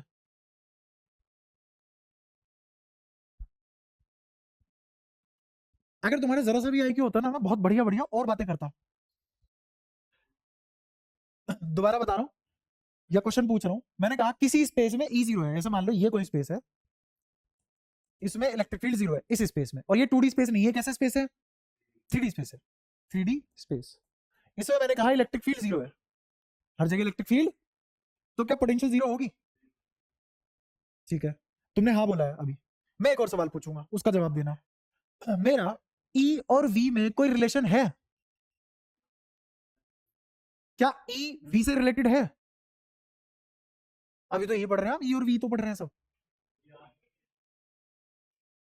हाँ, ई किससे रिलेटेड है, चेंज से रिलेटेड है। इसीलिए तुम्हें समझ आया मैंने 11वीं का क्यों सवाल पूछा था एक्सेलरेशन और वेलोसिटी का। तो पोटेंशियल जीरो हो गया, चेंज जीरो होगा पोटेंशियल का, चेंज जीरो होगा। तो यहाँ ई जीरो होने से क्या जीरो हुआ, पोटेंशियल की पोटेंशियल का change, change in potential zero हो रहा है जनाब। इलेक्ट्रिक फील्ड किस पॉइंट पे क्या है उसका पोटेंशियल से कोई लेना देना। दोबारा, इलेक्ट्रिक फील्ड किस पॉइंट पे क्या है उसका पोटेंशियल से कोई लेना देना, किससे लेना देना है, चेंज से। यहां पोटेंशियल कांस्टेंट होगा, कैसे, चेंज इन वी का मतलब क्या है, बराबर जीरो, इसका मतलब वी फाइनल बराबर, इसका मतलब हर पॉइंट पे पोटेंशियल सेम।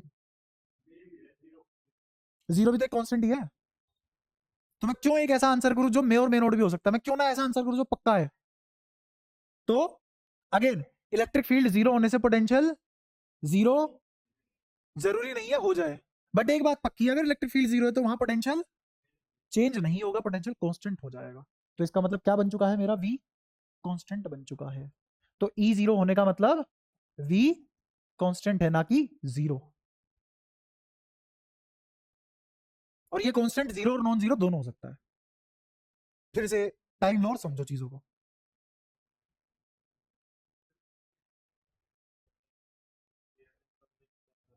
पढ़ाऊंगा, एग्जाम्पल भी लूंगा, एप्लीकेशन भी लूंगा, और न्यूमेरिकल भी कराऊंगा, सब कराऊंगा, टेंशन मत ले। पहले जो करा दिया, क्योंकि तुम्हारे आगे पढ़ी के पढ़ी हर 5 मिनट में तुम्हारी आगे पढ़ रही है। सारी बातें समझो, ठहरो, जो नहीं समझ में आया पूछो।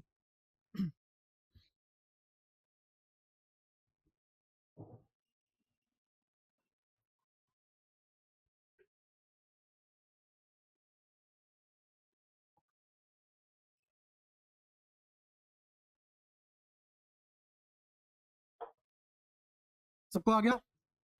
अगेन, पोटेंशियल और इलेक्ट्रिक फील्ड में कोई लेना देना, मैं किसी भी पॉइंट पे पोटेंशियल देके इलेक्ट्रिक फील्ड नहीं पूछ सकता, मैं किसी भी पॉइंट पे इलेक्ट्रिक फील्ड देके पोटेंशियल नहीं पूछ सकता।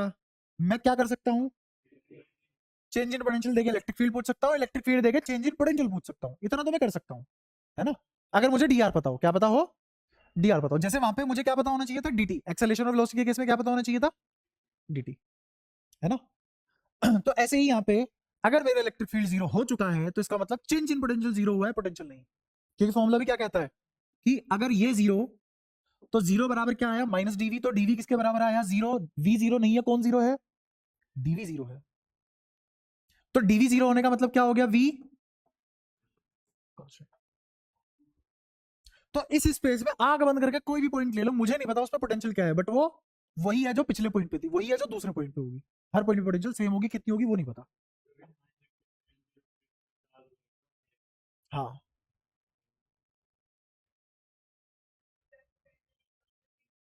हाँ, एग्जैक्ट एग्जैक्ट हम कुछ भी नहीं बता सकते। आज तक बता किसी ने तुम्हें कुछ एग्जैक्ट बताया हो? अगर कुछ एग्जैक्ट होता तो हम रूल ना बना देते, जिंदगी बढ़िया ऐसे जी जाती है ना? क्योंकि अगर तुम्हें जिंदगी अच्छी जीनी है तो मेहनत करनी पड़ेगी, और मेहनत करने में तो जिंदगी खराब होती है। क्या हुआ? 8 बच्चे हैं एग्जैक्ट, तो ये तूने कहा कि एग्जैक्ट बताया मैंने, मैं इसमें भी प्रूफ कर दूंगा बहुत सारी बातें। वो भाई अपने को नहीं गिनता ना।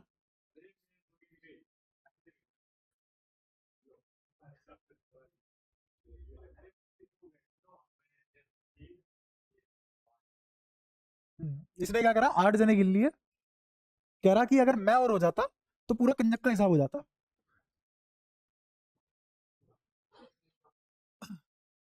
दिख रहा है?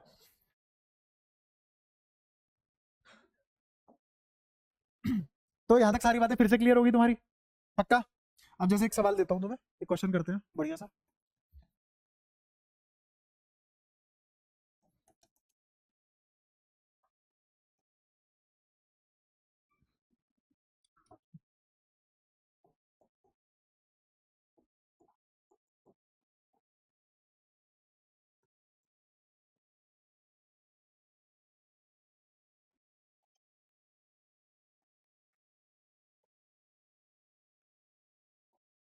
ये है सवाल। मैंने क्या दिया तुम्हें? इलेक्ट्रिक फील्ड दे दिया, ठीक है। और क्या दिया है मैंने तुम्हें? कोऑर्डिनेट दे दिया, कोऑर्डिनेट दे दिया। कोऑर्डिनेट देने के बाद मैंने तुम्हें एक कोऑर्डिनेट पे वी बता भी दिया कितना है, दूसरे कोऑर्डिनेट पे वी पूछ लिया। ये निकालना है बस।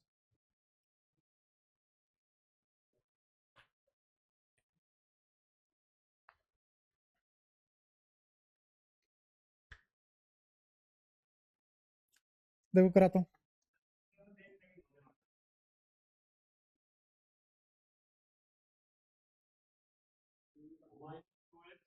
हम्म, भाई आंसर एक्स वाई में नहीं आएगा, बढ़िया आंसर आएगा पूरा। कितना? कैसे? हाँ, कोऑर्डिनेट से तो पोटेंशियल बदलेगी ही नहीं।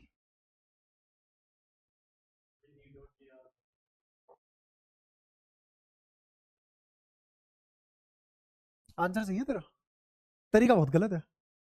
क्योंकि अगर मैंने यहाँ गलती से भी 4 कर दिया तो तेरा आंसर गलत हो जाएगा, इसलिए तरीका गलत है।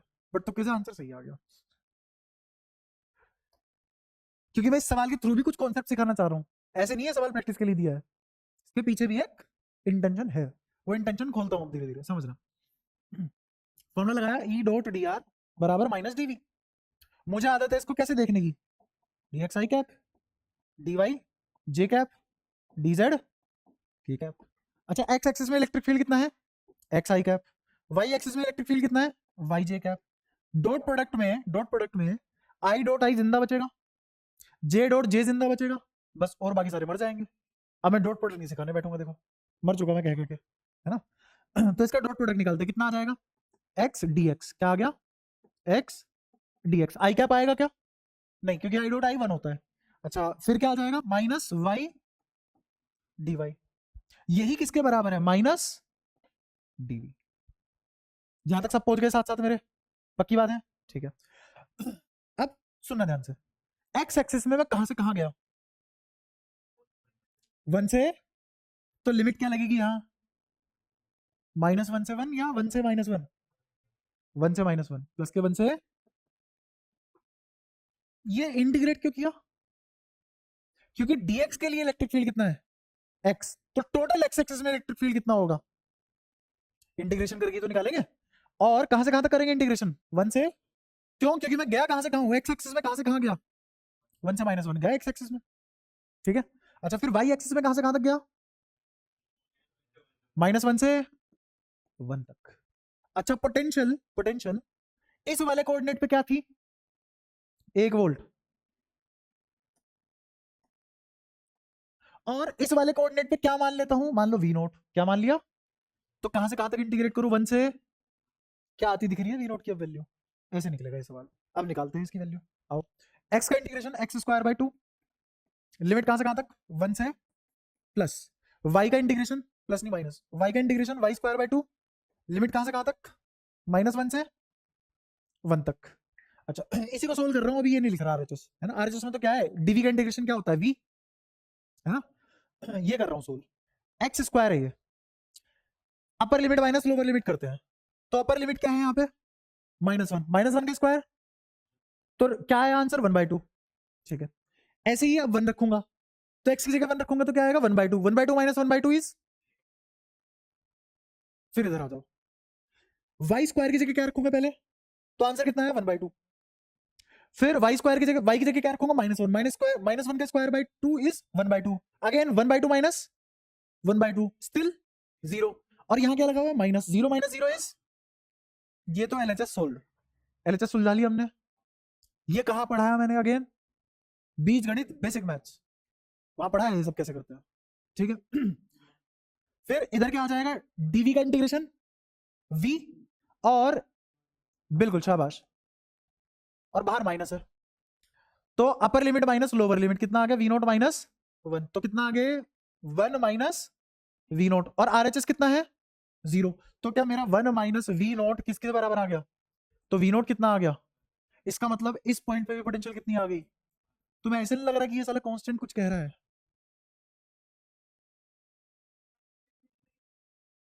इलेक्ट्रिक फील्ड 0 नहीं है, यही तो सिखाना चाह रहा हूं इससे। इलेक्ट्रिक फील्ड 0 है क्या electric field x I cap minus Y J cap है, इलेक्ट्रिक फील्ड 0, बट फिर भी पोटेंशियल सेम है। तो ऐसा भी हो सकता है कि इलेक्ट्रिक फील्ड 0 नहीं है, बट फिर भी पोटेंशियल सेम है, कांस्टेंट है। अब ये वाली बात समझाता हूं, ये क्या हुआ, मैंने कहा था इंटेंशन है सवाल को देने के लिए भी, प्रैक्टिस के लिए नहीं करवा रहा, इससे एक तो प्रैक्टिस भी हो गई, समय कम है हमारे पास, तो तुम्हारे साथ ये खेल करना पड़ेगा, चलो सवाल के पीछे भी एक उद्देश्य रखना पड़ेगा, ताकि तुम समझो भी और सवाल की प्रैक्टिस भी हो जाए। हाँ, जेड एक्सिस में इलेक्ट्रिक फील्ड ही नहीं है, वहां तो पक्का 0 है, वहां चेंज इन पोटेंशियल पक्का 0 है, और वहां तो जेड एक्सिस में तो पक्का कांस्टेंट होगी वो।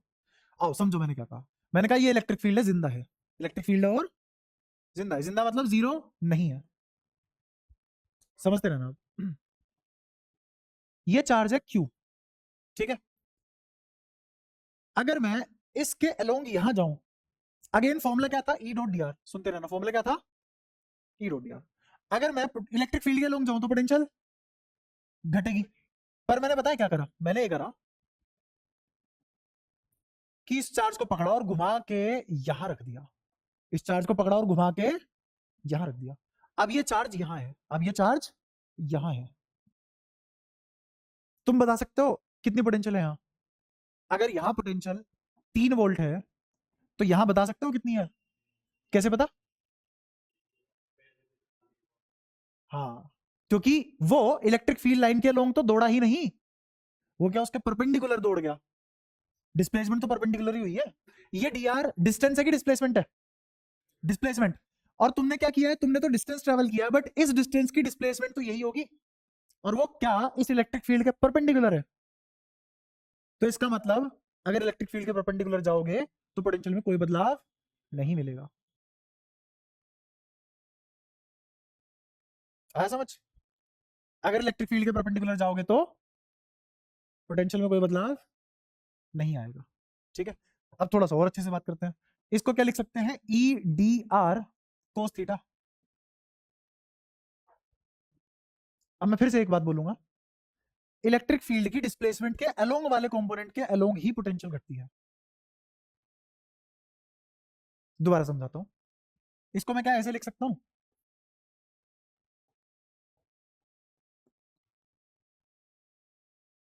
लिखा, जैसे मान लो एक और एग्जांपल लेता हूं, मैंने अगर दूसरा चार्ज रखा होता, मैंने यहां रखा Q1, और इस Q1 को मैं यहां से यहां ले आया, कोई दिक्कत, ठीक है। अब मैं बताया क्या करूंगा, मुझे यहां से यहां क्या निकालना है, वर्क डन निकालना है, क्या निकालना है, आधे तोते ही उड़ जाते, ये कैसा सवाल है साला, टेढ़ा ले आए वर्क डन निकालो, हमने तो ये सीखा है, अब सीखो ये भी, ये डिस्प्लेसमेंट मान लो क्या थी, डी आर, क्या थी डिस्प्लेसमेंट, डी आर, मैं एक्स एक्सिस में कितना आगे आया, डी आर कोस थीटा, और वाई एक्सिस में कितना आ गया मैं, है ना, डी आर, मुझे बताओ जो मेरा डीवी माइनस पोटेंशियल जो बदलती है घटती है वो E D R cos theta की वजह से, डी आर कोस थीटा की वजह से घटती है ना, या डी आर साइन थीटा की वजह से घटती है कोस थीटा की। तो इसका मतलब जो इसमें चेंज आएगा वो मैं ऐसे निकालूंगा। तुम्हें पता है इन दो कोऑर्डिनेट का डिफरेंस नहीं लूंगा मैं, किन दो कोऑर्डिनेट का डिफरेंस लूंगा, इन दो का, क्योंकि मेरे पोटेंशियल में गिरावट किसकी वजह से आई है, साइन थीटा की वजह से, कोस थीटा की वजह से। तो इसकी वजह से गिरावट आई है तो मैं इसको देखूंगा, इसको भूल जाऊंगा। अगर मैं ये मान के चलूं ना कि ये वाई एक्सिस में साला मूव ही नहीं करा तो भी मेरा आंसर सही आएगा, क्योंकि वाई एक्सिस में मूव करने के लिए कोई वर्क डन नहीं लगा, क्योंकि वाई एक्सिस में इलेक्ट्रिक फील्ड जीरो है। और क्योंकि वाई एक्सिस में इलेक्ट्रिक फील्ड जीरो है तो वाई एक्सिस में पोटेंशियल कांस्टेंट है, हर पॉइंट पे सेम मिलेगी वाई एक्सिस में। फिर से मैंने 2-3 कॉन्सेप्ट जो पढ़ाया फिर रिलेट कर दिए। हाँ, अगर ये चार्ज कैसे बता, ये इलेक्ट्रिक फील्ड है और ये चार्ज ऐसे रखे हुए हैं यहाँ, और कुछ चार्ज ऐसे रखे हुए हैं। हर डॉट अपने आप में एक चार्ज है, ऐसी ना, हर डॉट अपने आप में एक चार्ज है। कोई मूव नहीं कर रहा है इनमें से, कोई मूव नहीं कर रहा, रखे हुए हैं चुपचाप। तो सबसे ज्यादा पोटेंशियल कौन से वाले चार्ज पे होगी, इसको अगर क्यू नाम दो और इसको क्यू एन नाम दो, सबसे ज्यादा पोटेंशियल किस पे होगी, क्यू वन पे। क्यों, क्योंकि इसके लोग आते आते पोटेंशियल घट गई होगी और क्यू एन की कम होगी, क्योंकि एक्स एक्सिस में देख रहा हूं तो मैं चेंज आएगा। क्यों, क्योंकि मेरा इलेक्ट्रिक फील्ड सिर्फ और सिर्फ कहां है, अब आते हैं इधर। इसको मैंने नाम दिया आई, और ऐसे करते करते मैं कहां तक आ गया, मान लो आई एम तक आ गया, गिनती है क्योंकि 1 2 3 वहां दे चुका। अब मेरे को बताओ इन सभी पॉइंट पे क्या पोटेंशियल जीरो होगी क्या, नहीं। क्या इन सभी पोटेंशियल पे, सॉरी इन सभी पॉइंट पे पोटेंशियल अलग अलग होगी, नहीं। तो इन सभी पॉइंट पे पोटेंशियल सेम होगी, क्यों, क्योंकि इस डायरेक्शन में कोई इलेक्ट्रिक फील्ड नहीं है, समझ गए। और ऐसे सभी पॉइंट के कलेक्शन को, अगर ये लाइन बनी तो क्या बोलेंगे, इक्वेटोरियल लाइन। अगर ऐसे सभी पॉइंट को कलेक्ट कर लूं और एक वो बना दूं, प्लेन बना दूं, तो उसके क्या बोलेंगे, इक्विपोटेंशियल प्लेन या इक्विपोटेंशियल सरफेस, है ना। जो तुम इक्विपोटेंशियल सरफेस पढ़ते हो बुक में वो ऐसे पढ़ते हो, पढ़ लिया, फॉर्मूले पढ़े, दो अगली हेडिंग इक्विपोटेंशियल सरफेस, जबकि वो सिर्फ ट्रांजिशन है कॉन्सेप्ट का होता। तो ये क्या बनी, इक्वेटोरियल लाइन। अगर इलेक्ट्रिक फील्ड 3D में होता है, इमेजिन करो इलेक्ट्रिक फील्ड 3D में है, कैसे है, बट बह किधर रहा है, सिर्फ एक्स एक्सिस में फ्लो कर रहा है।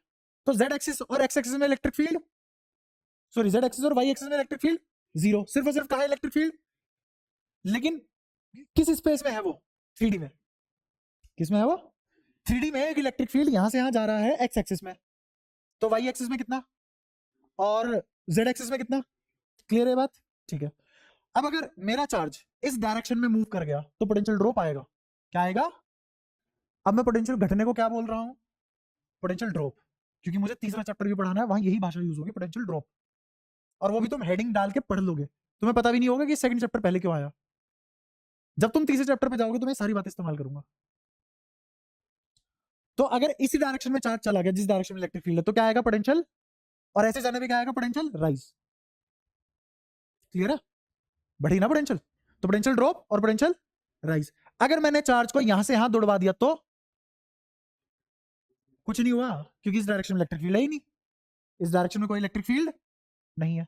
अच्छा, अगर मैंने चार्ज को इस डायरेक्शन में दौड़ा दिया तो अभी पोटेंशियल हर पॉइंट पे सेम, इस डायरेक्शन में पोटेंशियल हर पॉइंट पे सेम। अब मैंने यहाँ पे एक इस पे ये प्लेन मान लिया, क्या नाम है इस प्लेन का, वाई जेड प्लेन, क्या नाम है, इस वाई जेड प्लेन के हर पॉइंट पे पोटेंशियल सेम है क्या, तो इसको बोलते हैं इक्विपोटेंशियल सरफेस। क्या बोलते हैं,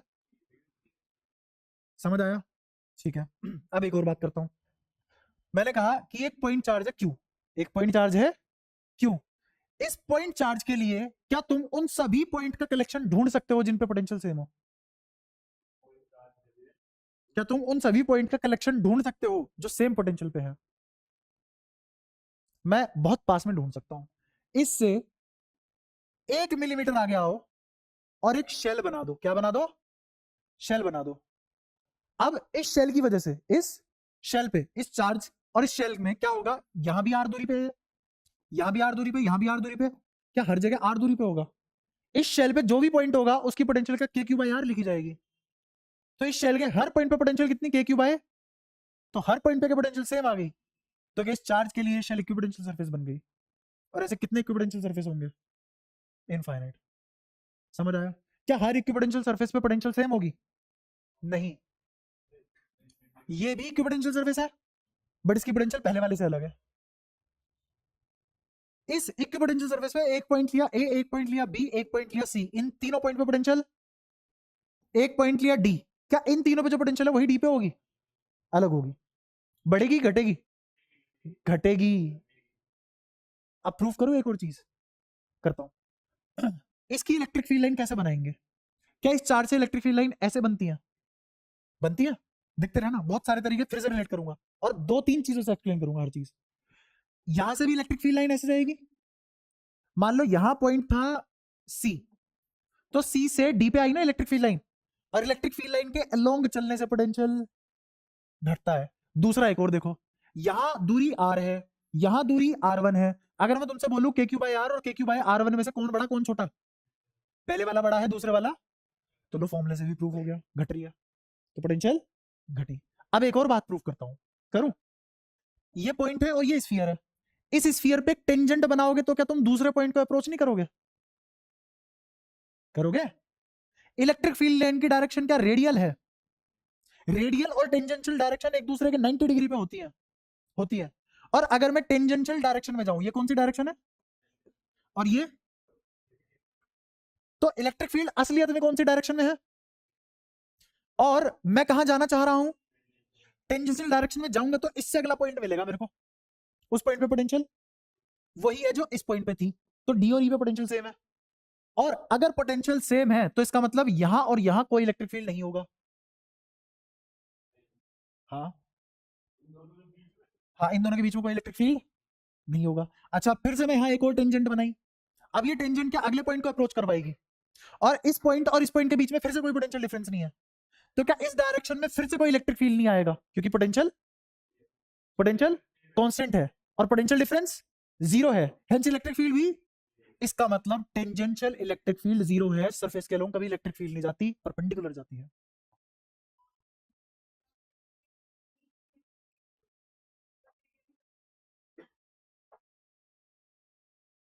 तूने समझा? तो छुप गया था क्या हिस्सा जब मैं समझा रहा था? पक्का? तो कोई एक दो लाइनें मिस हो गई थी जो बोल रहा था? मैं दोबारा समझाता हूँ, तुझे अपने आप पता लग जाएगा। ये एक स्फीयर बनाया, इस चार्ज से electric field line radially outward निकली, मैं इस पॉइंट और इस पॉइंट की बात कर रहा हूं, इन दोनों के बीच पोटेंशियल डिफरेंस सेम है या जीरो है? पोटेंशियल डिफरेंस पूछ रहा हूं मैं, जीरो। तेरे दिमाग में धीरे धीरे जा रही है चीजें, बहुत ज्यादा धीरे। अच्छा, और इस पॉइंट की पोटेंशियल आपस में सेम है, इस पॉइंट और इस पॉइंट की पोटेंशियल, इस पॉइंट और इस पॉइंट की पोटेंशियल, ठीक है। इसके जस्ट बगल वाला पॉइंट भी तो होगा ना, उसकी भी पोटेंशियल, और इन दोनों के पोटेंशियल डिफरेंस, इन दोनों का पोटेंशियल डिफरेंस, इन दोनों का पोटेंशियल डिफरेंस, इन दोनों का पोटेंशियल डिफरेंस, ठीक है। जब पोटेंशियल डिफरेंस जीरो होता है तो इलेक्ट्रिक फील्ड एग्जिस्ट नहीं करता वहां।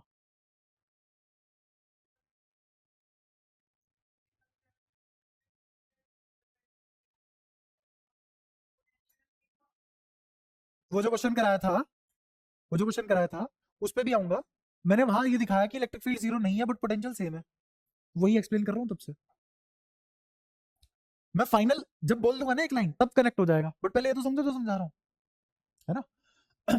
तो इस पॉइंट और इस पॉइंट के बीच में कोई पोटेंशियल नहीं है, तो इन दोनों पॉइंट के बीच में इलेक्ट्रिक फील्ड जीरो। अरे, फॉर्मूला क्या है? ई डॉट डी आर बराबर माइनस डी वी, है ना? मैं कह रहा हूं ये जीरो हो चुका है, ये क्या होगा बताइए जरा सोल्व करके। तो वही तो पूछ रहा हूं तब से, इसके और इसके बीच में इलेक्ट्रिक फील्ड, इस पॉइंट से इस पॉइंट पे कैसे जाऊं? टेंजेंशियली चल के। अगर मैं टेंजेंशियली गया तो मुझे कोई इलेक्ट्रिक फील्ड नहीं मिलेगा, क्योंकि पोटेंशियल सेम था, जीरो था। ये भी बोल सकता हूं कि क्योंकि मेरा इलेक्ट्रिक फील्ड रेडियल डायरेक्शन में है तो मेरा पोटेंशियल सिर्फ रेडियल डायरेक्शन में चेंज होगा, टेंजेंशियल में पोटेंशियल चेंज, और अगर टेंजेंशियल में पोटेंशियल चेंज नहीं हो तो इलेक्ट्रिक फील्ड नहीं आएगा। हो गया यहां तक कोई चीज? अच्छा, स्फीयर की इक्वेशन लिखनी आती है किसी को? स्फीयर की इक्वेशन आती है? सर्कल की क्या होती है? एक्स स्क्वायर प्लस होती है। अच्छा, क्या तुम इसका ग्राफ बना सकते हो? एक्स प्लस वाई बराबर 3, इसका ग्राफ बना सकते हो? ठीक है। अब मैं इस सवाल पे आता हूं। इस सवाल पे मैंने कहा कि इलेक्ट्रिक फील्ड एग्जिस्ट कर रहा है किसी स्पेस में, इलेक्ट्रिक फील्ड एग्जिस्ट कर रहा है किसी स्पेस में, किस फंक्शन के तहत, एक्स माइनस वाई के तहत, एक्स माइनस वाई के तहत। मैंने सोल्व किया और सोल्व करने के बाद पोटेंशियल सेम आ गया, पोटेंशियल, इसका मतलब इन दो पॉइंट के बीच इलेक्ट्रिक फील्ड जीरो था, हर जगह नहीं। इस सवाल ने जो इलेक्ट्रिक फील्ड दिया वो कहां दिया, किसी स्पेस में, उस स्पेस में मैं कौन से दो पॉइंट ढूंढ लाया जिनके बीच में बराबर हो, है ना। तो इन दोनों के पॉइंट के बीच में कोई तो component of electric field zero रहा होगा, ऐसे ही तरह दो। ये कौन सी डायरेक्शन में है इलेक्ट्रिक फील्ड, रेडियल, तो टेंजेंशियल में कौन कांस्टेंट हो गया, पोटेंशियल। देख इलेक्ट्रिक फील्ड है इस पॉइंट पे, इस पॉइंट पे मैंने ये नहीं कहा इलेक्ट्रिक फील्ड जीरो है, मैंने क्या कहा है, टेंजेंशियल जीरो है, मैंने ये नेट नहीं बोला। और उसने यहां क्या दिया,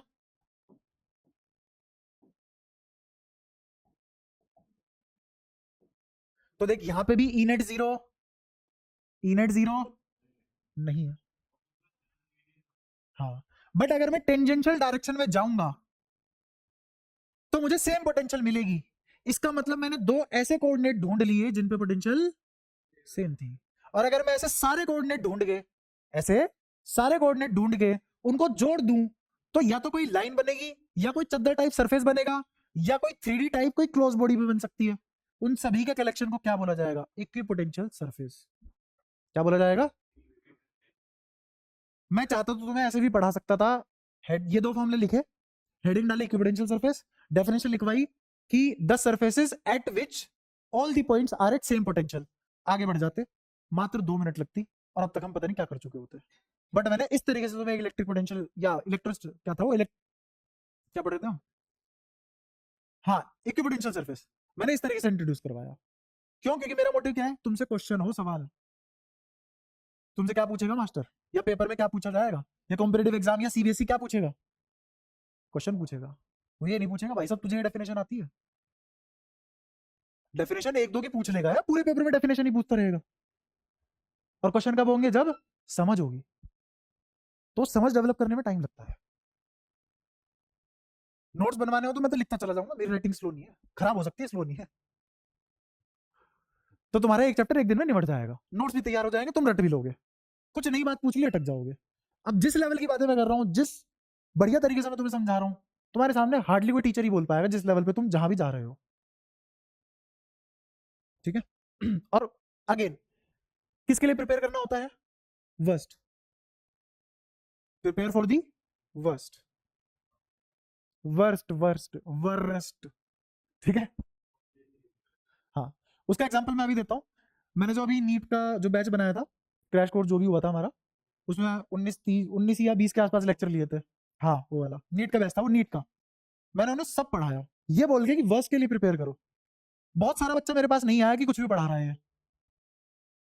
अब हर coaching institute, be it PW, be it Unacademy, कोई सा भी हो, बीट यहाँ पे आसपास मोमेंटम वगैरह पिनागर जो भी है, हाँ खुले में बोल सकता हूँ मैं बात, वो सब रो रहे हैं बैठ के। मेरा भी बच्चा रो ही रहा है क्योंकि मैं तो एक ही सब्जेक्ट पढ़ाया ना, पर उनका भी रो रहा है, उनके पास तो तीनों सब्जेक्ट थे।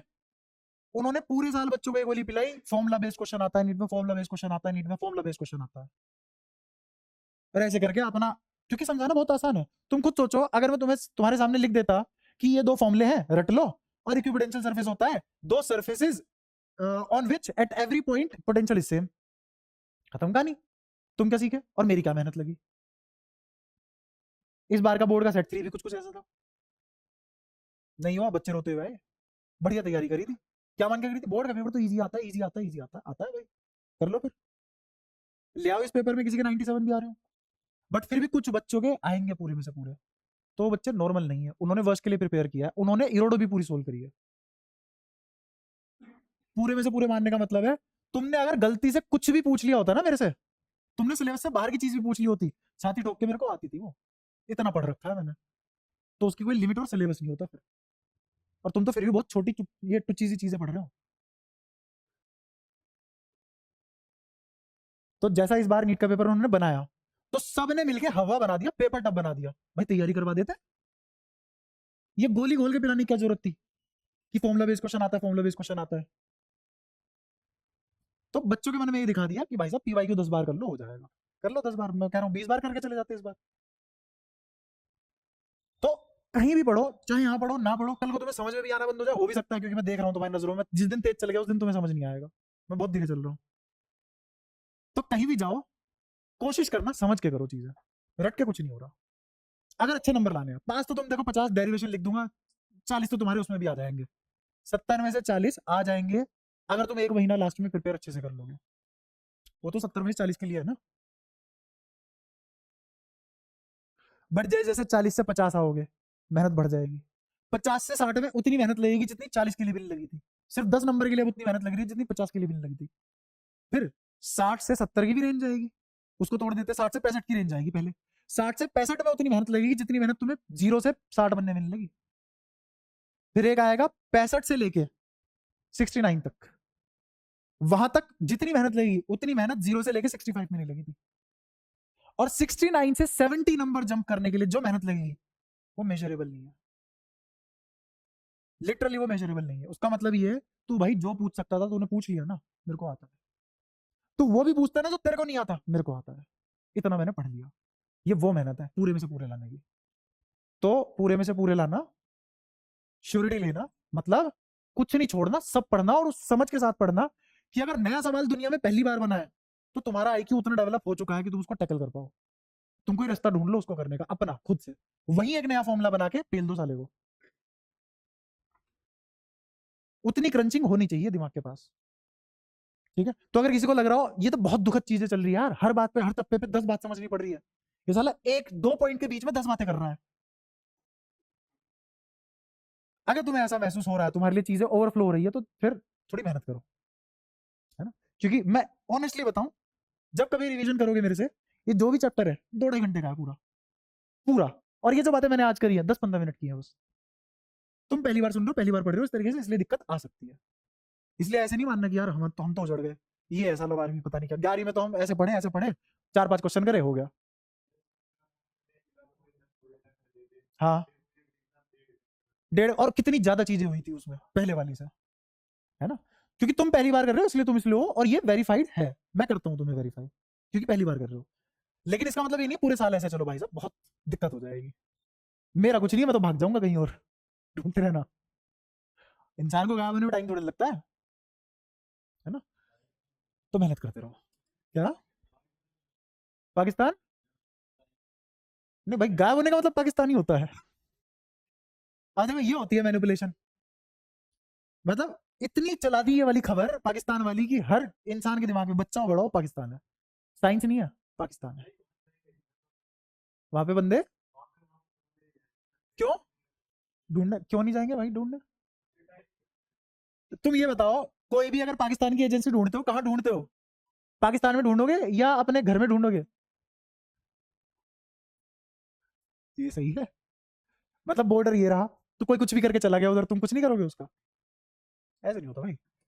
तो हमने अभी तक आज क्या क्या पढ़ा, मैं समरअप कर रहा हूँ तुम्हारे लिए, है ना। पहला हमने क्या चीज पढ़ी? पोटेंशियल, है ना। हाँ, चार्ज का इफेक्ट 2 तरीके से है, वो नहीं लिखवा रहा मैं, काम की बात बता रहा हूँ, वो तो एक इंट्रोड्यूस करने का तरीका है ताकि तुम रिलेट करो चीजों को। पहले हमने क्या पढ़ी? पोटेंशियल। पोटेंशियल में हमने क्या पढ़ा कि इसको हम नहीं पढ़ सकते, इसके बारे में कुछ कुछ चीजें जान सकते हैं जो हम जान रहे हैं, वही तुम्हारे लिए दुखद हो रही है। तो अभी हमें नहीं पता कि पोटेंशियल क्या है ना। फिर हमने क्या करा, हमने एक फॉर्मूला पढ़ा, वो फॉर्मूला क्या था? U बराबर du बराबर Q dv। ये पहली चीज पढ़ी हमने, है ना।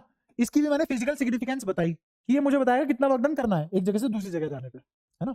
फिर दूसरी हमने क्या कहा, E डॉट dr बराबर माइनस dv। ये स्केलर और ये पूरी क्वांटिटी भी स्केलर है। और यहाँ पे भी एक और बात मुझे पता होनी चाहिए कि इलेक्ट्रिक फील्ड के उस कंपोनेंट जो कोस थीटा वाला कंपोनेंट है, उसके लॉन्ग चलने से पोटेंशियल घटता है। जैसे अभी अभी पढ़ा है मैंने, ये इलेक्ट्रिक फील्ड, या फिर ऐसे करो, ये इलेक्ट्रिक फील्ड है, देखा, ये इलेक्ट्रिक फील्ड है, और मैं ऐसे चला, मेरा चार्ज यहां से यहां गया, कहां से कहां गया? ए से बी। तो जब मेरा चार्ज ए से बी गया तो मेरी पोटेंशियल कहां घटेगी? क्या यहां से यहां मेरी पोटेंशियल घटेगी? मुझे नहीं पता, सच में नहीं पता। क्या करूंगा? तोड़ूंगा। किसको तोड़ूंगा? इसको, नाम दिया मैंने इसको आर।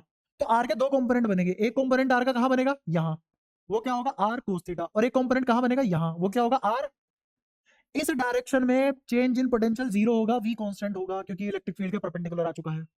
और इस डायरेक्शन में मेरा पोटेंशियल घटेगा, इसका मतलब पोटेंशियल सिर्फ उस डायरेक्शन में घटता है जो r cos theta electric field के लोग होता है ना। तो अब कैसे पढ़ेंगे इस लाइन को?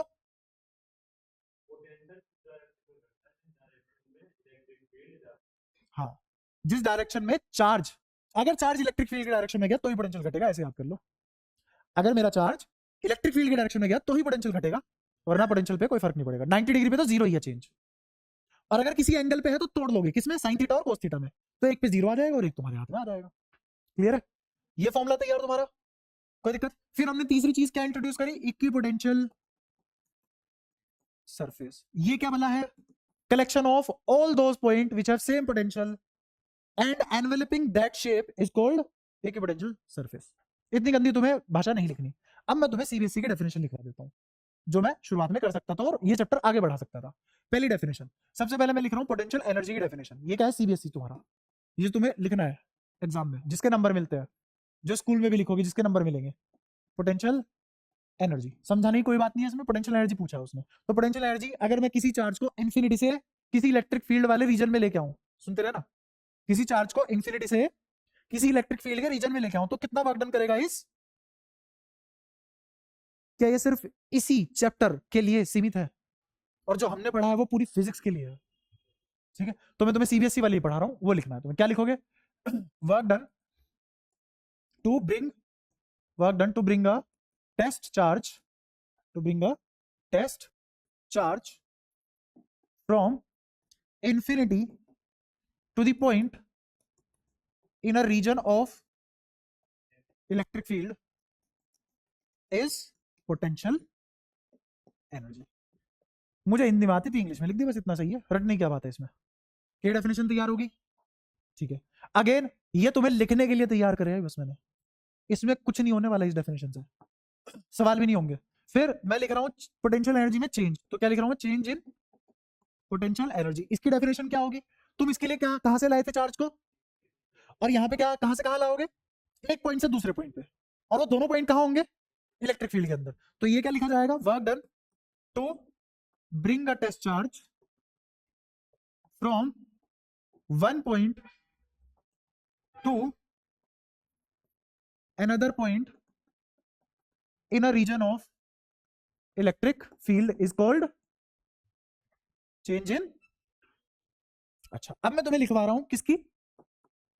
पोटेंशियल की। किसकी लिखवा रहा हूं? तो अब मैं क्या लिखवा रहा हूं? मैं लिखवा रहा हूं पोटेंशियल की डेफिनेशन। यही लाइन रहेगी, बस पता है तुम क्या कर दोगे?